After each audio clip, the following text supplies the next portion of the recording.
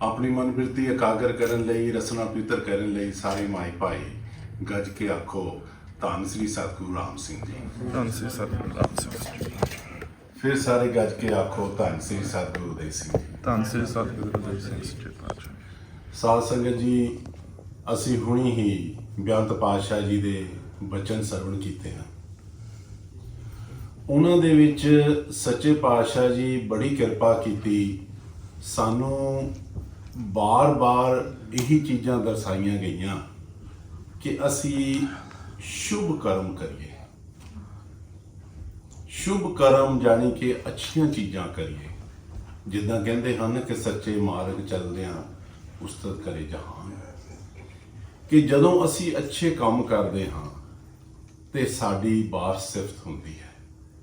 क्योंकि दुनिया के अंदर भी ये चीज़ तो सानू सारिਆਂ ਨੂੰ ही पता है, सारिਆਂ ਵਿੱਚ ये चीज़ है कि ये चीज़ ठीक है, आ गलत है। इस चीज़ की सानू अकाल पुरख ने इस तरह की मत दी हुई है।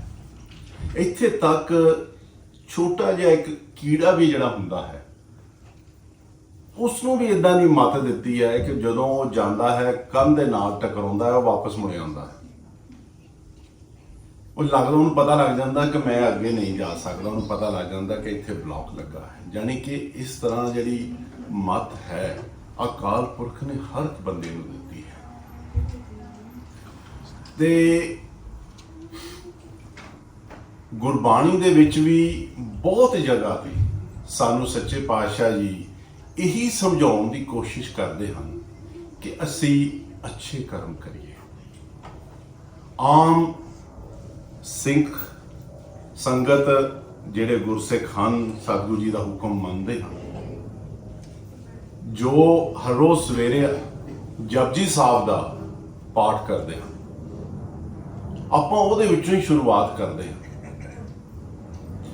उहदे विच खीर ते तुकां आउंदियां हन, चंगियाइया बुरियाइया वाचे धर्म हदूर, करमी आपो आपनी के नेड़े के दूर, जिन्नी नाम ते आया गए मुसक्कत काल, नानक ते मुख उजले केती छुट्टी नाल। ਇਹ ਜਿਹੜੀਆਂ ਤੁਕਾਂ ਹਨ, ਇਹਨਾਂ ਦੇ ਵਿੱਚ ਸਾਰਾ ਕੁਝ ਹੀ ਹੈ। ਜੇ ਤੁਸੀਂ ਇਸ ਨੂੰ ਧਿਆਨ ਨਾਲ ਦੇਖੋ, ਇਹਦਾ ਅਰਥ ਦੇਖੋ ਕਿ ਸਤਿਗੁਰੂ ਜੀ ਇਹਦੇ ਵਿੱਚ ਸਾਨੂੰ ਸਾਰੀ ਹੀ ਸਿੱਖ ਮਤ ਦੇ ਦਿੰਦੇ ਹਨ ਕਿ ਇਹਦੇ ਵਿੱਚ ਜੇ ਅਸੀਂ ਆ ਜਿਹੜੀਆਂ ਚਾਰ ਜਾਂ ਪੰਜ ਤੁਕਾਂ ਹਨ, ਇਹਨਾਂ ਨੂੰ ਆਪਾਂ ਜੀਵਨ ਦੇ ਵਿੱਚ ਵਸਾ ਲਈਏ ਤੇ ਫਿਰ ਸਾਨੂੰ ਹੋਰ ਕੁਝ ਕਰਨ ਦੀ ਲੋੜ ਨਹੀਂ ਹੈ। क्योंकि ਜਿਹੜੇ सतगुरु ਦੇ बचन ਹੁੰਦੇ ਉਹ ਤਾਂ ਇੱਥੇ ਤੱਕ ਕਹਿੰਦੇ ਆ ਕਿ ਇੱਕੋ ਹੀ ਬਚਨ ਉਹਨਾਂ ਦਾ ਦਿਲ ਦੇ ਵਿੱਚ ਸਾਡੇ ਬਸ ਜਾਏ ਤਾਂ ਸਾਡਾ ਜੀਵਨ ਸਫਲ ਹੋ ਜਾਂਦਾ ਹੈ। ਹੁਣ ਜੇ ਅਸੀਂ ਇਹਦਾ ਅਰਥ ਦੇਖੀਏ, ਕਹਿੰਦੇ ਕਿ ਚੰਗਿਆਈਆ ਬੁਰਿਆਈਆ, ਜਾਣੀ ਕਿ ਚੰਗੀਆਂ ਚੀਜ਼ਾਂ ਜਾਂ ਚੰਗੇ ਕੰਮ ਜਾਂ ਬੁਰੇ ਕੰਮ ਉਹੀ ਹੁੰਦਾ ਨਾ ਕਿ ਬੰਦਾ ਜੀ ਬੜਾ ਚੰਗਾ ਹੈ, ਬੜੀਆਂ ਚੰਗੀਆਂ ਚੀਜ਼ਾਂ ਕਰਦਾ ਹੈ, ਉਸ ਦੇ ਵਿੱਚ ਇਹ ਚੰਗਿਆਈਆਂ ਹਨ। ਜਾਂ ਫਲਾਣਾ ਬੰਦਾ ਬੁਰੇ ਕੰਮ ਕਰਦਾ, ਉਹਦੇ ਵਿੱਚ ਇਹ ਬੁਰਾਈਆਂ ਹਨ। ਇਹ ਸਿੱਧੇ ਅਰਥ ਹਨ ਇਹਦੇ। ਚੰਗਿਆਈਆਂ ਬੁਰਾਈਆਂ ਵਾਚੇ ਧਰਮ ਹਦੂਰ, ਉਹ ਜਿਹੜੀਆਂ ਉਹਨਾਂ ਦੇ ਚੰਗੇ ਕੰਮ ਹਨ, ਸਾਡੇ ਜਿਹੜੇ ਚੰਗੇ ਕੰਮ ਹਨ, ਉਹ ਫਿਰ ਜਦੋਂ ਧਰਮ ਰਾਜ ਦੇ ਦੁਆਰ ਜਾਣਾ ਹੈ, ਉੱਥੇ ਜਦੋਂ ਆਪਾਂ ਜਾਣਾ ਹੈ ਤੇ ਉੱਥੇ ਸਾਡੇ ਇਹ ਜਿਹੜੀਆਂ ਚੰਗਿਆਈਆਂ ਬੁਰਾਈਆਂ ਨਾ ਵਾਚੇ ਧਰਮ ਹਦੂਰ, ਉਹ ਫਿਰ ਉੱਥੇ ਵਾਚੀਆਂ ਜਾਣੀਆਂ। ਵਾਚੀਆਂ ਦਾ ਮਤਲਬ ਹੁੰਦਾ ਪੜ੍ਹਨਾ। ਪੰਜਾਬੀ ਦੇ ਅੰਦਰ ਪੁਰਾਣੇ ਜਿਹੜੇ ਸਿਰਫ ਲਫ਼ਜ਼ ਹਨ ਨਾ, ਉਹ ਚ ਕਹਿੰਦੇ ਕਿ ਇਹ ਤੂੰ ਆ ਫਲਾਨੀ ਚੀਜ਼ ਵਾਚੀ ਹੈ, ਜਾਂ ਜਿਹਨੂੰ ਆਪਾਂ ਕਹੀਏ ਫਲਾਨੀ ਚੀਜ਼ ਪੜ੍ਹੀ ਹੈ, ਦੇਖੀ ਹੈ, ਤੇ ਉਹ ਪੁਰਾਣੇ ਲਫ਼ਜ਼ ਹਨ। ਉਹਦੇ ਵਿੱਚ ਕਹਿੰਦੇ ਕੋ ਵਾਚ, ਉਹ ਜਿਹੜਾ ਫਿਰ ਸਾਡਾ ਲੇਖਾ ਜੋਖਾ ਹੈ, ਸਾਡੀਆਂ ਚੰਗੀਆਂ ਚੀਜ਼ਾਂ ਸਾਡੀਆਂ ਬੁਰੀਆਂ ਚੀਜ਼ਾਂ, ਉਹਨਾਂ ਨੂੰ ਉੱਥੇ ਫਿਰ ਵਾਚਿਆ ਜਾਣਾ ਹੈ, ਉੱਥੇ ਪੜ੍ਹਿਆ ਜਾਣਾ ਹੈ। ਚੰਗਿਆਈਆਂ ਬੁਰਾਈਆਂ ਵਾਚੇ ਧਰਮ ਹਦੂਰ, ਕਰਮੀ ਆਪੋ ਆਪਣੀ। ਦੇਖੋ ਕਿਸ ਤਰੀਕੇ ਨਾਲ ਸ੍ਰੀ ਗੁਰੂ ਨਾਨਕ ਦੇਵ ਜੀ ਪਰੋਂਦੇ ਜੀ ਨੂੰ। ਫਿਰ ਕਹਿੰਦੇ ਕਰਮੀ ਆਪੋ ਆਪਣੀ, ਕੇ ਨੇੜੇ ਕੇ ਦੂਰ। ਕਰਮੀ ਕਰਮ ਸਿੱਧੇ ਹੀ ਅਸੀਂ ਜਿੱਦਾਂ ਦੇ ਕਰਮ ਕਰਦੇ ਹਾਂ, ਜਿੱਦਾਂ ਦੇ ਵੀ ਅੱਛੇ ਕਰਮ ਕਰਦੇ ਹਾਂ ਜਾਂ ਬੁਰੇ ਕੰਮ ਕਰਦੇ ਹਾਂ, ਉਹਨਾਂ ਨੇ ਆਧਾਰ ਸਾਡੇ ਉਹ ਆਧਾਰਿਤ ਹੋਣੇ ਆ ਕਿ ਅਸੀਂ ਉਸ ਅਕਾਲ ਪੁਰਖ ਦੇ ਸਤਿਗੁਰ ਦੇ ਨੇੜੇ ਹੋਣਾ ਹੈ ਜਾਂ ਦੂਰ ਰਹਿਣਾ ਹੈ। ਦੂਰ ਮਤਲਬ ਨਰਕਾਂ ਦੇ ਵਿੱਚ ਰਹਿਣਾ ਹੈ ਜਾਂ ਸਵਰਗਾਂ ਦੇ ਵਿੱਚ ਰਹਿਣਾ ਹੈ, ਸਿੱਧਾ ਹੀ ਇਹਦਾ ਅਰਥ ਬਣਦਾ ਹੈ ਕਿ ਕਰਮੀ ਆਪੋ ਆਪਣੀ ਕੇ ਨੇੜੇ ਕੇ ਦੂਰ। ਫਿਰ ਅੱਗੇ ਸੱਚੇ ਪਾਤਸ਼ਾਹ ਜੀ ਹੋਰ ਕਿਰਪਾ ਕਰਦੇ ਹਨ, ਉਹ ਕਹਿੰਦੇ ਹਨ ਕਿ ਜਿਨੀ ਨਾਮ ਤੇ ਆਇਆ ਗਏ ਮੁਸੱਕਤ ਕਾਲ। ਜਿਹਨੇ ਵੀ ਇਸ ਦੁਨੀਆ ਦੇ ਵਿੱਚ ਆ ਕੇ ਨਾਮ ਜਪਿਆ ਹੈ, ਮੁਸ਼ੱਕਤ ਕੀਤੀ ਹੈ, ਮਿਹਨਤ ਕੀਤੀ ਹੈ, ਕਿਉਂਕਿ ਹਰ ਇੱਕ ਚੀਜ਼ ਮਿਹਨਤ ਕਰਨੀ ਪੈਂਦੀ ਹੈ। ਜੇ ਆਪਾਂ ਇਸੇ ਤਰੀਕੇ ਦੇ ਨਾਲ ਹੀ ਕੰਮ ਕਰ ਲਈਏ, ਉਹ ਜਿੱਦਾਂ ਸੱਚੇ ਪਾਤਸ਼ਾਹ ਦੇ ਬਚਨਾਂ 'ਚ ਵੀ ਆਉਂਦਾ ਕਿ ਉਹਦੇ ਅੰਦਰ ਕਹਿੰਦੇ ਬਾਣੀ ਦੇ ਵਿੱਚ ਬੜਾ ਕੁਝ ਹੁੰਦਾ ਹੈ ਕਿ ਨਾਮ ਜੇ ਜਿਸ ਤਰ੍ਹਾਂ ਬੰਦਾ ਪੜ੍ਹੇ ਜਾਂ ਨਾਮ ਜਪੇ ਤਾਂ ਆਹ ਫਾਇਦਾ ਹੁੰਦਾ, ਆਹ ਨਾਮ ਜਪੇ ਤਾਂ ਆਹ ਫਾਇਦਾ ਹੁੰਦਾ।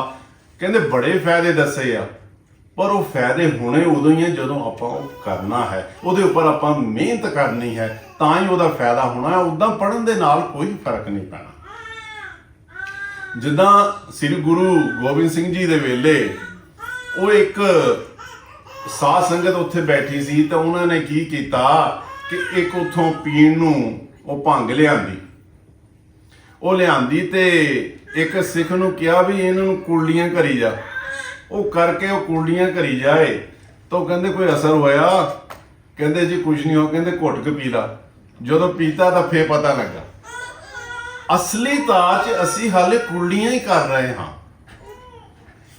ਜਦੋਂ ਆਪਾਂ ਨਾਮ ਦੇ ਉੱਪਰ ਮਿਹਨਤ ਕਰਾਂਗੇ, ਮੁਸ਼ੱਕਤ ਮਿਹਨਤ ਕਰਾਂਗੇ, ਘਾਲਣਾ ਕਰਾਂਗੇ, ਹੈ ਤਾਂ ਹੀ ਸੱਚੇ ਪਾਤਸ਼ਾਹ ਕਹਿੰਦੇ ਕਿ ਜਿਨੀ ਨਾਮ ਤੇ ਆਇਆ ਗਏ ਮੁਸ਼ੱਕਤ ਘਾਲਣਾ ਕਰਕੇ ਉਹ ਫਿਰ ਗਏ ਕਿੱਥੇ? ਧਰਮਰਾਜ ਪਾਸ। ਉਹ ਕਹਿੰਦੇ ਹੈ ਕਿ ਜਿਨੀ ਨਾਮ ਤੇ ਆਇਆ ਗਏ ਮੁਸ਼ੱਕਤ ਕਾਲ, ਨਾਨਕ ਤੇ ਮੁਖ ਉਜਲੇ ਕੀਤੀ ਛੁੱਟੀ ਨਾਲ। ਕਿ ਉੱਥੇ ਜਦੋਂ ਜਾਂਦੇ ਹਨ ਤੇ ਉਸ ਵੇਲੇ ਉਹਨਾਂ ਦਾ ਜਿਹੜਾ ਮੁਖ ਹੈ ਉਹ ਜਾਣੀ ਕਿ ਸੋਹਣਾ ਲੱਗਦਾ ਹੈ, ਉਹਨਾਂ ਦਾ ਸਵਾਗਤ ਉਹਨਾਂ ਦਾ ਹੁੰਦਾ ਹੈ, ਉਹਨਾਂ ਦੀ ਆਭਾਗਤ ਹੁੰਦੀ ਹੈ। ਉਹਨਾਂ ਨੂੰ ਸਿਹਰੇ ਜਿੱਦਾਂ ਕਹਿੰਦੇ ਨਾ, ਜਦੋਂ ਬੰਦਾ ਕੋਈ ਅੱਛੇ ਕੰਮ ਕਰਕੇ ਆਉਂਦਾ ਹੈ ਉਹਦੀ ਸਵਾਗਤ ਹੁੰਦਾ, ਉਹਦੇ ਹਾਰ ਪਾਇਆ ਜਾਂਦਾ ਹੈ। ਇਸੇ ਤਰ੍ਹਾਂ ਉਹਨਾਂ ਦਾ ਜਿਹੜਾ ਹੈਗਾ ਆ ਉਹ ਮੁਖ ਉਜਲਾ ਹੈ, ਉਹ ਉੱਥੇ ਫਿਰ ਚਮਕਦਾ ਹੈ ਕਿ ਹਾਂ ਵੀ ਇਹ ਬੰਦਾ ਚੰਗੇ ਕੰਮ ਕਰਕੇ ਆ। ਸਿੱਧੀ ਗੱਲ ਹੈ, ਜਦੋਂ ਬੰਦੇ ਨੇ ਕੰਮ ਨਾ ਚੰਗਾ ਕੀਤਾ ਫਿਰ ਸਿਰ ਥੱਲੇ ਸਿੱਟ ਕੇ ਜਾਣਾ, ਤੇ ਜਦੋਂ ਬੰਦੇ ਨੇ ਕੰਮ ਕੋਈ ਸੋਹਣਾ ਕੀਤਾ ਹੁੰਦਾ, ਕੋਈ ਚੀਜ਼ ਜਿੱਤੀ ਹੁੰਦੀ, ਤਾਂ ਫਿਰ ਆਕੜ ਕੇ ਜਾਣਾ, ਮੂੰਹ ਜਰਾ ਦੂਰੋਂ ਹੀ ਖਿੜਿਆ ਹੁੰਦਾ ਕਿ ਹਾਂ ਵੀ ਬੰਦੇ ਨੇ ਕੰਮ ਕੀਤਾ। ਤਾਂ ਉੱਥੇ ਕਹਿੰਦੇ ਕਿ ਨਾਨਕ ਤੇ ਮੁਖ ਉਜਲੇ, ਉਹਨਾਂ ਦਾ ਮੁਖ ਫਿਰ ਉਜਲਿਆ ਜਾਂਦਾ। ਤੇ ਨਾਲ ਕਹਿੰਦੇ ਨਾਨਕ ਤੇ ਮੁਖ ਉਜਲੇ ਕੀਤੀ ਛੁੱਟੀ ਨਾਲ। ਹੁਣ ਇਹਦੇ ਵਿੱਚ ਵੀ ਇੱਕ ਅਰਥ ਹੈ, ਕੀਤੀ ਛੁੱਟੀ ਨਾਲ। ਇਹਦਾ ਕੀ ਭਾਵ ਹੋਇਆ? ਇਦਾਂ ਥੋੜ੍ਹਾ ਕਿ ਹਾਂ ਵੀ ਹੁਣ ਛੁੱਟੀ ਹੋ ਗਈ ਹੈ, ਗੱਲ ਖਤਮ ਹੋ ਗਈ। ਤੇ ਅਸੀਂ ਵੀ ਉਹ ਬਚਪਨ ਦੇ ਅੰਦਰ ਕਈ ਵਾਰੀ ਆਸਾ ਦੀ ਵਾਰ 'ਚ ਬੈਠੇ ਹੋਣਾ, ਤੇ ਜਦੋਂ ਵੀ ਉਹਨਾਂ ਨੇ ਕਹਿਣਾ ਤਾਂ ਅਸੀਂ ਹੋਲ ਦਿਨ ਕਹਿ ਦੇਣਾ ਚੰਗਾ ਜੀ ਕੀਤੀ ਛੁੱਟੀ ਨਾਲ, ਕਿ ਜੀ ਛੁੱਟੀ ਹੋ ਗਈ ਆ। ਬਾਅਦ 'ਚ ਉਹਦਾ ਭਾਵ ਪੜਿਆ ਕਿ ਇਹਦਾ ਭਾਵ ਕੀ ਹੈ, ਕੀ ਮਤਲਬ ਹੋਇਆ ਕੀਤੀ ਛੁੱਟੀ ਨਾਲ, ਕਿਹੜੀ ਛੁੱਟੀ ਹੋ ਗਈ? ਉਹਦਾ ਭਾਵ ਇਹ ਹੈ ਕਿ ਉਹ ਜਿਹੜੇ ਬੰਦੇ ਨਾਮ ਜਪ ਕੇ ਅੱਛੇ ਕਰਮ ਕਰਕੇ ਇਸ ਦੁਨੀਆ ਦੇ ਅੰਦਰ ਆਉਂਦੇ ਹਨ ਜਾਂ ਕਰਕੇ ਜਾਂਦੇ ਹਨ, ਉਹਨਾਂ ਦੇ ਨਾਲ ਕੀ ਹੁੰਦਾ? ਕਿਉਂਕਿ ਉਹਨਾਂ ਦਾ ਤਾਂ ਛੁਟਕਾਰਾ ਹੋ ਜਾਂਦਾ ਹੈ, ਇਸ ਭਵਜਲ ਤੋਂ ਛੁਟਕਾਰਾ ਹੋ ਜਾਂਦਾ ਹੈ। ਪਰ ਉਹਨਾਂ ਦੇ ਨਾਲ ਜਿਹੜੇ ਉਹਨਾਂ ਦੇ ਸਾਥੀ ਹੁੰਦੇ ਹਨ, ਉਹਨਾਂ ਦੇ ਨਾਲ ਲੱਗ ਕੇ ਉਹ ਵੀ ਨਾਮ ਸਿਮਰਨ ਕਰਦੇ ਹਨ, ਤੇ ਉਹਨਾਂ ਦਾ ਵੀ ਛੁਟਕਾਰਾ ਹੋ ਜਾਂਦਾ ਹੈ, ਤੇ ਉਹਨਾਂ ਦੀ ਵੀ ਛੁੱਟੀ ਨਾਲ ਹੋ ਜਾਂਦੀ ਹੈ। ਭਾਵ ਇਹ ਹੈ ਕਿ ਉਹ ਜਿਹੜੇ ਸਤਿਗੁਰ ਦੇ ਸਿੱਖ ਹਨ, ਉਹ ਨਾਮ ਜਪ ਕੇ ਆਪਣਾ ਤਾਂ ਮੁਖ ਉਜਲ ਕਰਦੇ ਹਨ, ਪਰ ਨਾਲ ਦੇ ਜਿਹੜੇ ਉਹਨਾਂ ਦੇ ਸਾਥੀ ਜਾਂ ਉਹਨਾਂ ਦੇ ਨਾਲ ਬੰਦੇ ਲੱਗਦੇ ਹਨ, ਉਹਨਾਂ ਨਾਲ ਸਿਮਰਨ ਕਰਦੇ ਹਨ ਬੈਠ ਕੇ, ਸੱਚੇ ਪਾਤਸ਼ਾਹ ਜੀ ਕਹਿੰਦੇ ਉਹਨਾਂ ਦੀ ਵੀ ਛੁੱਟੀ ਨਾਲ ਹੋ ਜਾਂਦੀ ਹੈ। ਕਿਉਂਕਿ ਤਾਂ ਹੀ ਤਾਂ ਅਸੀਂ ਸੰਤਾਂ ਦੇ ਕਹਿੰਦੇ ਹਾਂ ਨਾ ਕਿ ਆਪਾਂ ਸੰਤਾਂ ਦੇ ਪਾਸ ਕਾਹਦੇ ਵਾਸਤੇ ਜਾਂਦੇ ਹਾਂ, ਸੰਤਾਂ ਦੇ ਪੈਰੀ ਕਿਉਂ ਪੈਂਦੇ ਹਾਂ? ਹਮ ਸੰਤਨ ਕੀ ਰੇਣ ਪਿਆਰੇ। ਕਿਉਂਕਿ ਸੰਤ ਸਾਨੂੰ ਇਸ ਪਾਸੇ ਨੂੰ ਲਾਉਂਦੇ ਹਨ। ਉਹ ਆਪ ਤੇ ਇਸ ਦੁਨੀਆ ਤੋਂ ਜਾਂਦੇ ਬੜੇ ਖੁਸ਼। ਉਹ ਨਾਲ ਨਾਲ ਆਪਣੇ ਨਾਲ ਦੇ ਬੰਦਿਆਂ ਨੂੰ ਵੀ ਕਰਦੇ ਹਨ, ਜਿੱਦਾਂ ਸੱਚੇ ਪਾਤਸ਼ਾਹ ਗੁਰਬਾਣੀ ਦੇ ਵਿੱਚ ਹੀ ਕਹਿੰਦੇ ਹਨ ਕਿ ਜਿਨ ਜਿਨ ਗੁਰਮੁਖ ਸੇਵਿਆ ਤਿਨ ਸਭ ਸੁਖ ਪਾਈ, ਉਹ ਆਪ ਤਰਿਆ ਕੁਟੁੰਬ ਸਿਉ ਸਭ ਜਪਤ ਤਰਾਈ। ਕਿ ਜਿਹੜੇ ਇਦਾਂ ਦੇ ਗੁਰਸਿੱਖ ਹਨ, ਜਦੋਂ ਅਸੀਂ ਉਹਨਾਂ ਦੇ ਨਾਲ ਲੱਗਦੇ ਹਾਂ, ਉਹਨਾਂ ਦੇ ਪੈਰੀ ਪੈਂਦੇ ਹਾਂ, ਉਹ ਆਪ ਤਾਂ ਇੱਥੋਂ ਖੁਸ਼ ਜਾਂਦੇ ਹਨ ਜਾਂ ਉਹਨਾਂ ਨੂੰ ਕਿਸੇ ਗੱਲ ਦੀ ਪ੍ਰੋਬਲਮ ਨਹੀਂ ਹੁੰਦੀ। ਔਰ ਉਹ ਜਾਂਦੇ ਵੀ ਇਸ ਤਰੀਕੇ ਨਾਲ ਜਿੱਦਾਂ ਨਾ ਇੱਕ ਕੱਪੜਾ ਲਾ ਕੇ ਛੱਡ, ਜਿੱਦਾਂ ਨਹੀਂ ਆਪਾਂ ਕੱਪੜੇ ਬਦਲੀ ਦੇ, ਇਦਾਂ ਉਹ ਆਪਣੇ ਆਪ ਨੂੰ ਤਿਆਗ ਕੇ ਜਾਂਦੇ ਇਸ ਸਰੀਰ ਨੂੰ। ਤਾਂ ਉਹ ਕਹਿੰਦੇ ਆਪ ਤਾਂ ਤਰੀ ਜਾਂਦਾ ਹੈ, ਨਾਲ ਕੁਟੁੰਬ ਤੇ ਨਾਲ ਸਾਥੀ ਨਾਲ ਜਗਤ ਸਾਰਿਆਂ ਨੂੰ ਨਾਲ ਉਤਰਾ ਜਾਂਦਾ ਹੈ। ਫਿਰ ਇੱਕ ਸਵਾਲ ਇਹ ਉੱਠਦਾ ਹੈ, ਬਹੁਤ ਸਾਰੇ ਬੰਦੇ ਇਹ ਕਹਿੰਦੇ ਹਨ ਕਿ ਜੀ ਕਿ ਇਹ ਜਿਹੜਾ ਤੁਸੀਂ ਕਰਮਾਂ ਦੀਆਂ ਗੱਲਾਂ ਕਰਦੇ ਹਨ ਕਿ ਇਦਾਂ ਦੀ ਕੋਈ ਚੀਜ਼ ਹੈ ਵੀ ਦੁਨੀਆ ਦੇ ਅੰਦਰ। ਜਿਹੜੀ ਗੁਰਬਾਣੀ ਹੈ ਸਤਿਗੁਰੂ ਜੀ ਨੇ ਜਿਹੜੀ ਉਚਾਰੀ ਹੋਈ ਹੈ ਗੁਰੂ ਗ੍ਰੰਥ ਸਾਹਿਬ ਜੀ ਦੀ, ਇਹਦੇ ਵਿੱਚ ਇੱਕ ਜਿਹੜਾ ਲਫ਼ਜ਼ ਹੈ, ਇੱਕ ਉਦਾਹਰਣ ਜੋ ਦਿੱਤਾ ਗਿਆ ਹੈ ਉਹ ਸੱਚਾ ਹੈ। ਤਾਂ ਹੀ ਤਾਂ ਕਹਿੰਦੇ ਆ ਨਾ ਕਿ ਆਵੋ ਸਤਿਗੁਰ ਕੇ ਪਿਆਰਿਓ, ਗਾਓ ਸੱਚੀ ਬਾਣੀ, ਇਦਾਂ ਆਪਾਂ ਕਹਿੰਦੇ ਆ ਨਾ। ਉਹਦੇ ਵਿੱਚ ਲਿਖਿਆ ਹੈ ਕਿ ਸੱਚੀ ਬਾਣੀ ਹੈ, ਉਸ ਦੇ ਵਿੱਚ ਕੁਝ ਵੀ ਝੂਠ ਨਹੀਂ ਹੈ। ਉਹਦੇ ਵਿੱਚ ਆਸਾ ਦੀ ਵਾਰ ਦੇ ਵਿੱਚ ਇੱਕ ਪੌੜੀ ਹੁੰਦੀ ਹੈ। ਉਹ ਕਹਿੰਦੇ ਹਨ ਕਿ ਅਪੀਨੇ ਭੋਗ ਭੋਗ ਕੇ ਭਸਮਣ ਭੌਰ ਸਧਾਇਆ, ਵੱਡਾ ਹੋਆ ਦੁਨੀਦਾਰ ਗਲ ਸੰਗਲ ਕੱਤ ਚਲਾਇਆ, ਅੱਗੇ ਕਰਨੀ ਕੀਰਤ ਵਾਚੀਐ ਬਹਿ ਲੇਖਾ ਘਰ ਸਮਝਾਇਆ। ਅੱਗੇ ਕਹਿੰਦੇ ਹਨ ਕਿ ਥਾਉ ਨਾ ਹੋਵੇ ਪੌਦਈ, ਹੁਣ ਸੁਣੀਏ ਕਿਆ ਰਵਾਇਆ, ਮਨ ਅੰਦੇ ਜਨਮ ਗਵਾਇਆ। ਅਪੀਨੇ ਭੋਗ ਭੋਗ ਕੇ, ਜਾਣੀ ਕਿ ਅਸੀਂ ਇਸ ਸੰਸਾਰ ਦੇ ਵਿੱਚ ਜਦੋਂ ਆਉਂਦੇ ਹਾਂ, ਅਸੀਂ ਆਪਣੇ ਆਪ ਜਦੋਂ ਸੁੱਖ ਭੋਗਦੇ ਹਾਂ ਜਾਂ ਖਾਣ ਪੀਣਾ ਜਾਂ ਜੋ ਕੁਝ ਵੀ ਹੁੰਦਾ, ਅਸੀਂ ਬੜੇ ਰੱਜ ਰੱਜ ਕੇ ਕੰਮ ਕਰਦੇ ਹਾਂ ਜੀ। ਇਹ ਬੰਦੇ ਨੇ ਜੀ ਜ਼ਿੰਦਗੀ ਬੜੀ ਸੋਹਣੀ ਜੀ ਹੈ। ਤਾਂ ਅੱਜ ਕੱਲ੍ਹ ਤਾਂ ਉਹ ਨਵੀਂ ਗੱਲ ਹੀ ਮੈਂ ਸੁਣੀ ਹੈ, ਉਹ ਕਹਿੰਦੇ ਹੁੰਦੇ ਪਿਛਲੇ ਸਮਿਆਂ 'ਚ ਇਦਾਂ ਹੁੰਦਾ ਸੀ, ਕੋਈ ਸਰੀਰ ਚੜ੍ਹਾਈ ਕਰ ਜਾਏ ਤਾਂ ਉਹਨਾਂ ਨੇ ਕਹਿਣਾ ਜੀ ਦੂਸਰਾ ਨਾਮ ਸਿਮਰਨ ਕਰੋ, ਪਾਠ ਕਰੋ। ਤਾਂ ਅੱਜ ਕੱਲ੍ਹ ਲਿਖ ਦਿੰਦੇ ਆ ਵੀ ਸੈਲੀਬ੍ਰੇਟ ਹੈ। ਉਹ ਲਫ਼ਜ਼ ਪਤਾ ਨਹੀਂ ਕਿੱਥੋਂ ਉਹਨਾਂ ਨੇ ਕੱਢਿਆ ਕਿ ਅਸੀਂ ਜੀ ਸੈਲੀਬ੍ਰੇਟ ਕਰ ਰਹੇ ਹਾਂ ਦੀ ਜ਼ਿੰਦਗੀ ਨੂੰ। ਉਹਦੀ ਜ਼ਿੰਦਗੀ ਨੂੰ ਸੈਲੀਬ੍ਰੇਟ ਤੁਸੀਂ ਕੀ ਕਰਨਾ?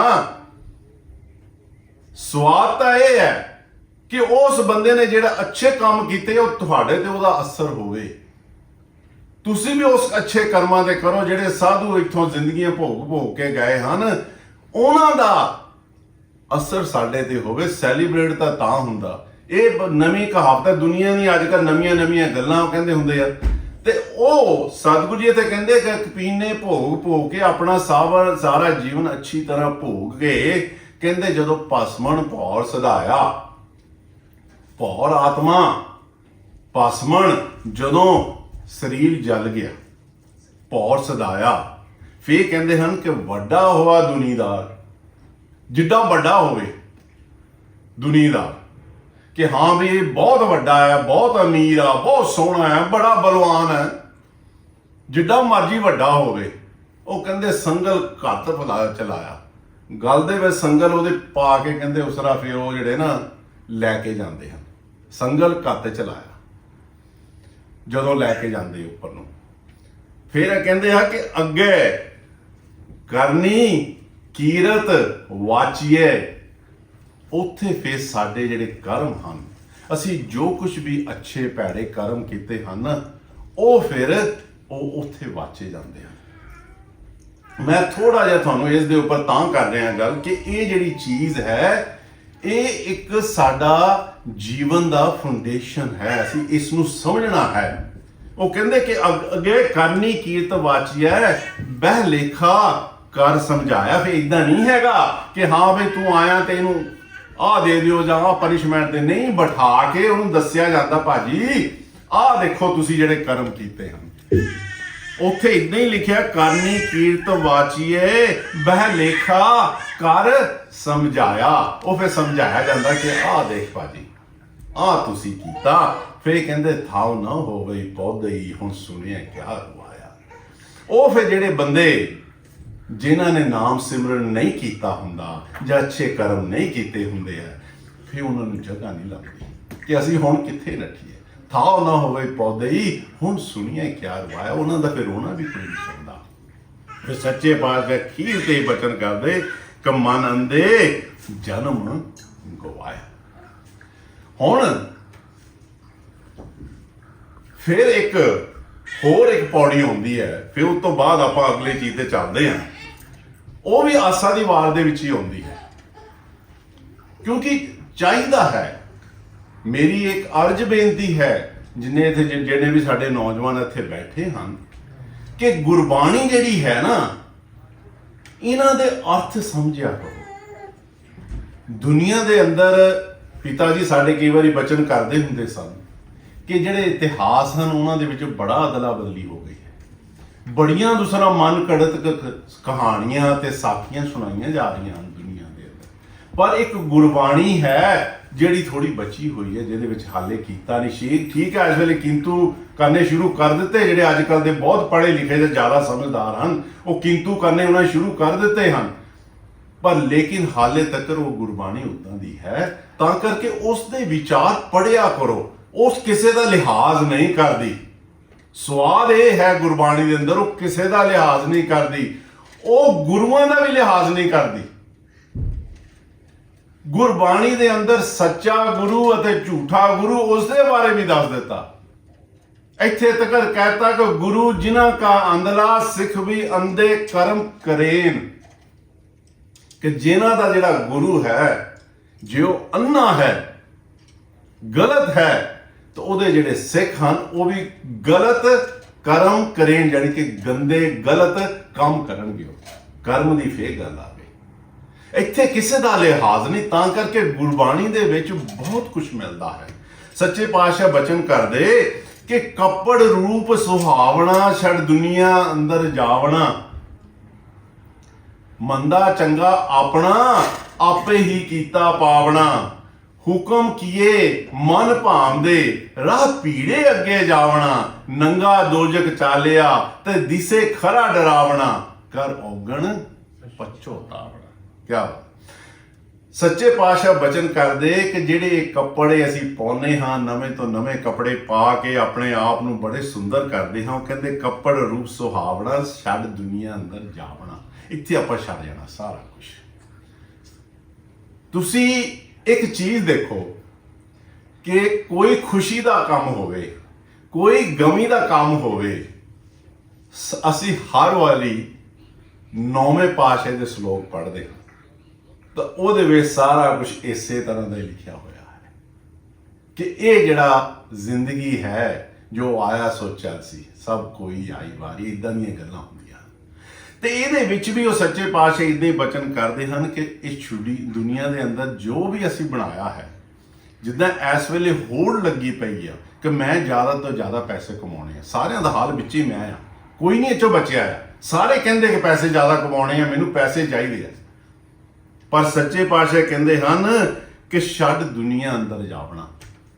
ਜਿਹੜਾ ਸੀਗਾ ਸਿਕੰਦਰ ਬਾਦਸ਼ਾਹ, ਜਿਹਨੂੰ ਆਪਾਂ ਇੰਗਲਿਸ਼ ਦੇ ਕਹਿੰਦੇ ਹਨ ਅਲੈਗਜ਼ੈਂਡਰ ਦ ਗ੍ਰੇਟ, ਇਸ ਨੇ ਅੱਧੀ ਦੁਨੀਆ ਜਿੱਤ ਲਈ, ਹਿੰਦੁਸਤਾਨ ਤੱਕ ਇਹ ਚਲ ਗਿਆ, ਜਾਣੀ ਕਿ ਉਹਦੇ ਪਾਸ ਇੰਨਾ ਧਨ ਕਿ ਜਿਹਦੀ ਕੋਈ ਐਂਡ ਨਹੀਂ ਕਹਿ ਸਕਦੇ, ਇੰਨਾ ਉਹਦੇ ਪਾਸ ਧਨ ਸੀ। ਪਰ ਜਿੱਦਣ ਉਹ ਗਿਆ, ਉਹ ਆਪਣੇ ਬੰਦਿਆਂ ਨੂੰ ਇਹ ਕਹਿ ਕੇ ਗਿਆ ਕਿ ਜਦੋਂ ਮੈਂ ਜਾਵਾਂ ਮੈਨੂੰ ਅਰਥੀ ਦੇ ਵਿੱਚ ਜਦੋਂ ਪਾਉਣਾ ਤਾਂ ਮੇਰੇ ਹੱਥ ਬਾਹਰ ਕੱਢ ਦਿਓ, ਤਾਂ ਜਿਹੜਾ ਮੇਰਾ ਧਨ ਹੈ ਉਹ ਰਸਤੇ 'ਚ ਖਿਲਾਰ ਦਿਓ, ਕਿ ਦੁਨੀਆ ਨੂੰ ਪਤਾ ਲੱਗ ਜਾਏ ਕਿ ਮੈਂ ਇੱਥੇ ਛੱਡ ਕੇ ਚੱਲਾਂ। ਜਿੱਦਾਂ ਨਾ ਕਹਿੰਦੇ ਛੱਡ ਦੁਨੀਆ ਅੰਦਰ ਜਾਵਣਾ, ਮੰਦਾ ਚੰਗਾ ਆਪਣਾ ਆਪੇ ਹੀ ਕੀਤਾ ਪਾਵਣਾ। ਇਹ ਮੈਂ ਅੱਗੇ ਜਾ ਕੇ ਦੱਸਾਂਗਾ ਕਿ ਮੰਦਾ ਚੰਗਾ ਆਪਣਾ ਆਪੇ ਹੀ ਕੀਤਾ ਪਾਵਣਾ ਇਹ ਉੱਪਰ ਹੀ ਨਹੀਂ ਹੁੰਦਾ, ਇੱਥੇ ਵੀ ਹੁੰਦਾ, ਜ਼ਮੀਨ ਤੇ ਵੀ ਇਦਾਂ ਦੇ ਕੰਮ ਹੁੰਦੇ ਹਨ। ਫੇਰ ਕਹਿੰਦੇ ਹਨ ਕਿ ਨੰਗਾ ਦੋਜਕ ਚਾਲਿਆ, ਫੇਰ ਕਹਿੰਦੇ ਜੀ ਹੁਕਮ ਕੀਏ ਮਨ ਭਾਂਦੇ। ਜਿਸ ਆਦਮੀ ਨੇ ਤੇ ਉਸ ਅਕਾਲ ਪੁਰਖ ਦਾ ਕਹਿਣਾ ਮੰਨਿਆ ਹੁੰਦਾ ਹੈ, ਉਹ ਸਤਿਗੁਰੂ ਨੂੰ ਭਾਂਦਾ ਹੈ, ਉਹਦਾ ਉੱਥੇ ਜਾ ਕੇ ਕੰਮ ਵਧੀਆ ਰਹਿੰਦਾ ਹੈ। ਤਾਂ ਫਿਰ ਜਿਹੜਾ ਨੰਗਾ ਦੋਸ਼ ਫਿਰ ਅੱਗੇ ਜਿਹੜਾ ਉਹ ਹੁੰਦਾ ਹੈ ਦੂਸਰਾ ਪਾਪੀ, ਉਹਨੂੰ ਫਿਰ ਭੀੜੇ ਜਾਣੀ ਕਿ ਰਸਤੇ ਦੇ ਵਿੱਚੋਂ ਕੱਢਿਆ ਜਾਂਦਾ ਹੈ। ਕਹਿੰਦੇ ਕਿ ਨੰਗਾ ਦੋਜਕ ਚਾਲਿਆ ਤਾਂ ਦਿਸੇ ਖਰਾ ਡਰਾਵਨਾ, ਫਿਰ ਡਰਦਾ ਕੰਮ ਉੱਥੇ ਡਰ ਲੱਗਦਾ ਹੈ ਤਾਂ ਫਿਰ ਉੱਥੇ ਜਾ ਕੇ ਸੋਚਦਾ ਹੈ ਕਿ ਔਗਣ ਕੀਤੇ ਬੜੇ ਕੀਤੇ ਪਰ ਹੁਣ ਪਛਤਾਵਾ ਹੀ ਰਹਿ ਗਿਆ। ਤਾਂ ਕਰਕੇ ਸੱਚੇ ਪਾਤਸ਼ਾਹ ਕਹਿੰਦੇ ਹਨ ਕਿ ਹੇ ਮੇਰੇ ਮਨਾ, ਹੇ ਸਤਿਗੁਰੂ ਦੇ ਪਿਆਰਿਆ, ਕਿ ਤੂੰ ਇਦਾਂ ਦੇ ਕੰਮ ਨਾ ਕਰ, ਹੈਂ ਤੂੰ ਅੱਛੇ ਕਰਮ ਕਰ। ਫਿਰ ਕਿਉਂਕਿ ਇਹਦੇ ਵਿੱਚ ਆਮ ਤੌਰ ਤੇ ਸਾਡੇ ਦੁਨੀਆ ਦੇ ਵਿੱਚ ਇੱਕ ਚੀਜ਼ ਹੁੰਦੀ ਹੈ। ਮੈਨੂੰ ਅੱਜ ਸਾਡੇ ਪ੍ਰਧਾਨ ਜੀ ਇੱਕ ਗੱਲ ਆਖ ਰਹੇ ਸੀ ਕਿ ਚਿੰਤਾ ਵਾਸਤੇ, ਕਿ ਬੰਦਿਆਂ ਦੇ ਮਨਾਂ ਦੇ ਵਿੱਚ ਚਿੰਤਾ ਲੱਗੀ ਰਹਿੰਦੀ ਕਿਸੇ ਨਾ ਕਿਸੇ ਚੀਜ਼ ਦੀ। ਜਦੋਂ ਤੁਸੀਂ ਗੁਰਬਾਣੀ ਪੜ੍ਹੋਗੇ ਨਾ ਤਾਂ ਤੁਹਾਡੀ ਚਿੰਤਾ ਵੀ ਨਿਕਲ ਜਾਏਗੀ। ਸੱਚੇ ਪਾਤਸ਼ਾਹ ਜੀ ਇੱਕ ਤੁਕ ਵਿੱਚ ਉਚਾਰਦੇ ਹਨ, ਕਹਿੰਦੇ ਹਨ ਕਿ ਦੱਦੇ ਦੋਸ ਨਾ ਦੇਉ ਕਿਸੈ, ਦੋਸ ਕਰਮਾਂ ਆਪਣਿਆਂ, ਜੋ ਮੈਂ ਕੀਆ ਸੋ ਮੈਂ ਪਾਇਆ, ਦੋਸ ਨਾ ਦੀਜੇ ਅਵਰ ਜਨਾ। ਕਿੰਨਾ ਸੌਖਾ ਕੰਮ ਕਰ ਦਿੱਤਾ ਕਿ ਜਿਹੜੀ ਵੀ ਚਿੰਤਾ ਜਾਂ ਮੈਨੂੰ ਜੋ ਵੀ ਪ੍ਰੋਬਲਮ ਪੈ ਰਹੇ ਮੇਰੇ ਆਪਣੇ ਕੀਤੇ ਹੋਏ ਹਨ।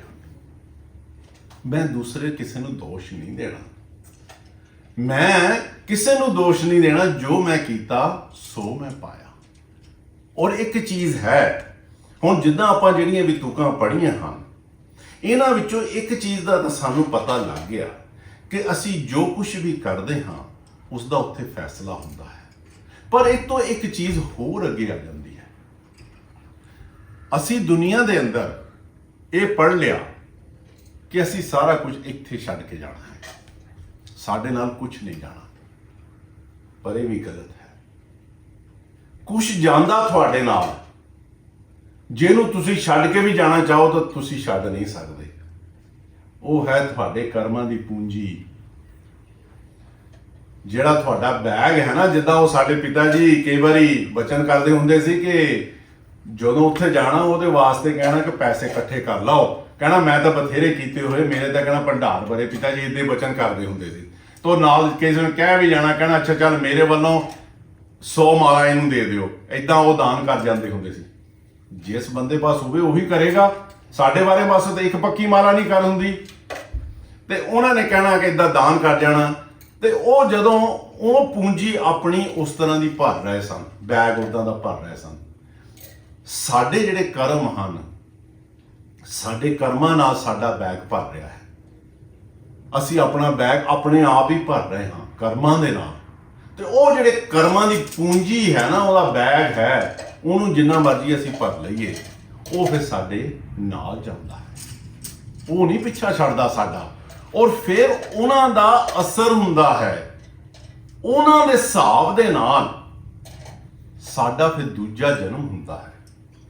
ਉਹਦੇ ਹਿਸਾਬ ਦੇ ਨਾਲ ਸਾਨੂੰ ਫਿਰ ਉਹ ਭੁਗਤਣਾ ਪੈਂਦਾ ਹੈ। ਤਾਂ ਕਰਕੇ ਅਸੀਂ ਕਿਸੇ ਨੂੰ ਦੋਸ਼ ਨਹੀਂ ਦੇ ਸਕਦੇ ਕਿ ਹਾਂ ਵੀ ਉਹ ਫਲਾਨਾ ਬੰਦਾ ਮੇਰੇ ਨਾਲ ਕਰਦਾ।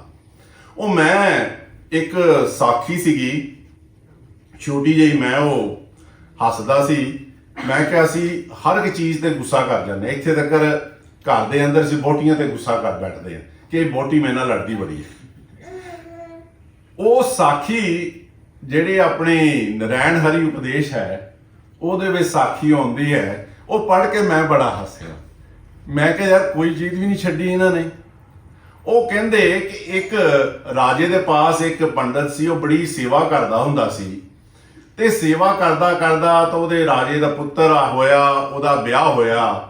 ਜਦੋਂ ਉਹਦਾ ਵਿਆਹ ਹੋਇਆ ਤਾਂ ਉਹਦੀ ਜਿਹੜੀ ਇਸਤਰੀ ਸੀ, ਉਹ ਕਿਤੇ ਰਾਤੀ ਉਹਦੀ ਜਿਹੜਾ ਮੁੰਡਾ ਸੀ ਉਹ ਸੌਂ ਗਿਆ ਰਾਜਕੁਮਾਰ, ਤਾਂ ਉਹ ਜਿਹੜੀ ਇਸਤਰੀ ਸੀ ਉਹਦੀ ਤਲਵਾਰ ਦੇਖਣ ਲੱਗ ਪਈ ਕੱਢ ਕੇ। ਤਾਂ ਤਲਵਾਰ ਸੀਗੀ ਤਿੱਖੀ ਬੜੀ, ਉਹ ਕਿਤੇ ਚਮਕੀ ਨਾ ਤਾਂ ਉਹ ਡਰ ਗਈ, ਤਾਂ ਉਹ ਤਲਵਾਰ ਉਹਦੇ ਗਲੇ ਤੇ ਡਿੱਗ ਪਈ, ਤਾਂ ਉਹ ਰਾਜਕੁਮਾਰ ਮਰ ਗਿਆ। ਹੁਣ ਕਿੱਦਾਂ ਕਵੇ ਦੱਸੇ ਕਿ ਗਲਤੀ ਮੇਰੀ ਆ। ਉਹ ਕਹਿੰਦੀ ਕਿ ਮੈਨੂੰ ਪਤਾ ਨਹੀਂ ਕੌਣ ਮਾਰ ਗਿਆ। ਤਾਂ ਉਹਨਾਂ ਨੇ ਕਿਹਾ ਕਿ ਤੂੰ ਕਿਸੇ ਨੂੰ ਦੇਖਿਆ? ਤਾਂ ਉਹ ਸਵੇਰੇ ਪੰਡਤ ਉੱਥੇ ਮਹਿਲਾਂ ਦੇ ਕੋਲ ਆਉਂਦਾ ਹੁੰਦਾ ਸੀਗਾ ਮੰਦਿਰ ਪੂਜਾ ਕਰਨ ਵਾਸਤੇ।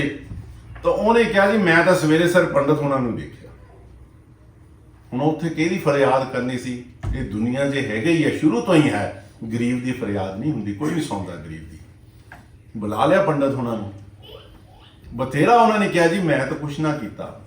ਤਾਂ ਪੰਡਤ ਉਹ ਜਿਹੜਾ ਰਾਜਾ ਸੀ ਉਹ ਕਹਿੰਦਾ ਕਿ ਤੂੰ ਬੜਾ ਚਿਰ ਰਿਹਾ, ਮੈਂ ਤੈਨੂੰ ਹੋਰ ਤਾਂ ਕੁਛ ਕਰ ਨਹੀਂ ਸਕਦਾ। ਉਹਨੇ ਕੀ ਕੀਤਾ, ਉਹਦਾ ਹੱਥ ਵੜ ਦਿੱਤਾ ਕਿ ਤੂੰ ਇਸ ਹੱਥ ਨਾਲ ਰਾਜਕੁਮਾਰ ਨੂੰ ਮਾਰਿਆ। ਉਹਨੇ ਹੱਥ ਵੜ ਦਿੱਤਾ।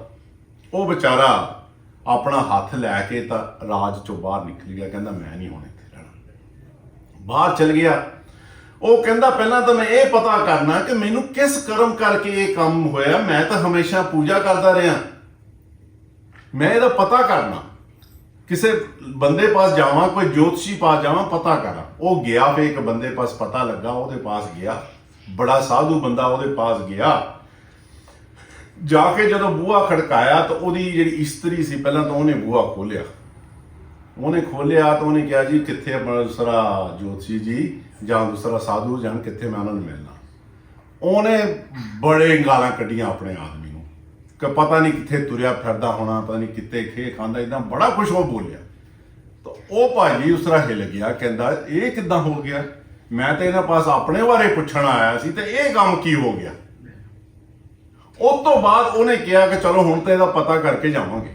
ਚਲੋ ਉਹ ਬੰਦਾ ਆ ਗਿਆ ਜਿਹੜਾ ਸਾਧੂ ਸੀ, ਉਹਨੂੰ ਪੁੱਛਿਆ, ਕਹਿੰਦਾ ਕਿ ਸੰਤ ਜੀ, ਕਹਿੰਦਾ ਹੋਰ ਗੱਲ ਬਾਅਦ ਚ ਦੱਸੋ, ਪਰ ਮੈਨੂੰ ਇਹ ਦੱਸੋ ਕਿ ਤੁਸੀਂ ਐਡੇ ਸਾਧੂ, ਇੰਨਾ ਸੋਹਣਾ ਤੁਹਾਡਾ ਸੁਭਾਅ, ਤੁਸੀਂ ਸਾਧੂ ਪੁਰਸ਼, ਤੇ ਤੁਸੀਂ ਇਹ ਅਪਵਚਨ ਕਿੱਦਾਂ ਦੂਸਰਾ ਇਦਾਂ ਸੁਣ ਰਹੇ ਕਿ ਤੁਹਾਡੀ ਘਰ ਦੀ ਇਸਤਰੀ ਤੁਹਾਨੂੰ ਇਦਾਂ ਗਾਲਾਂ ਕੱਢਦੀ ਹੈ?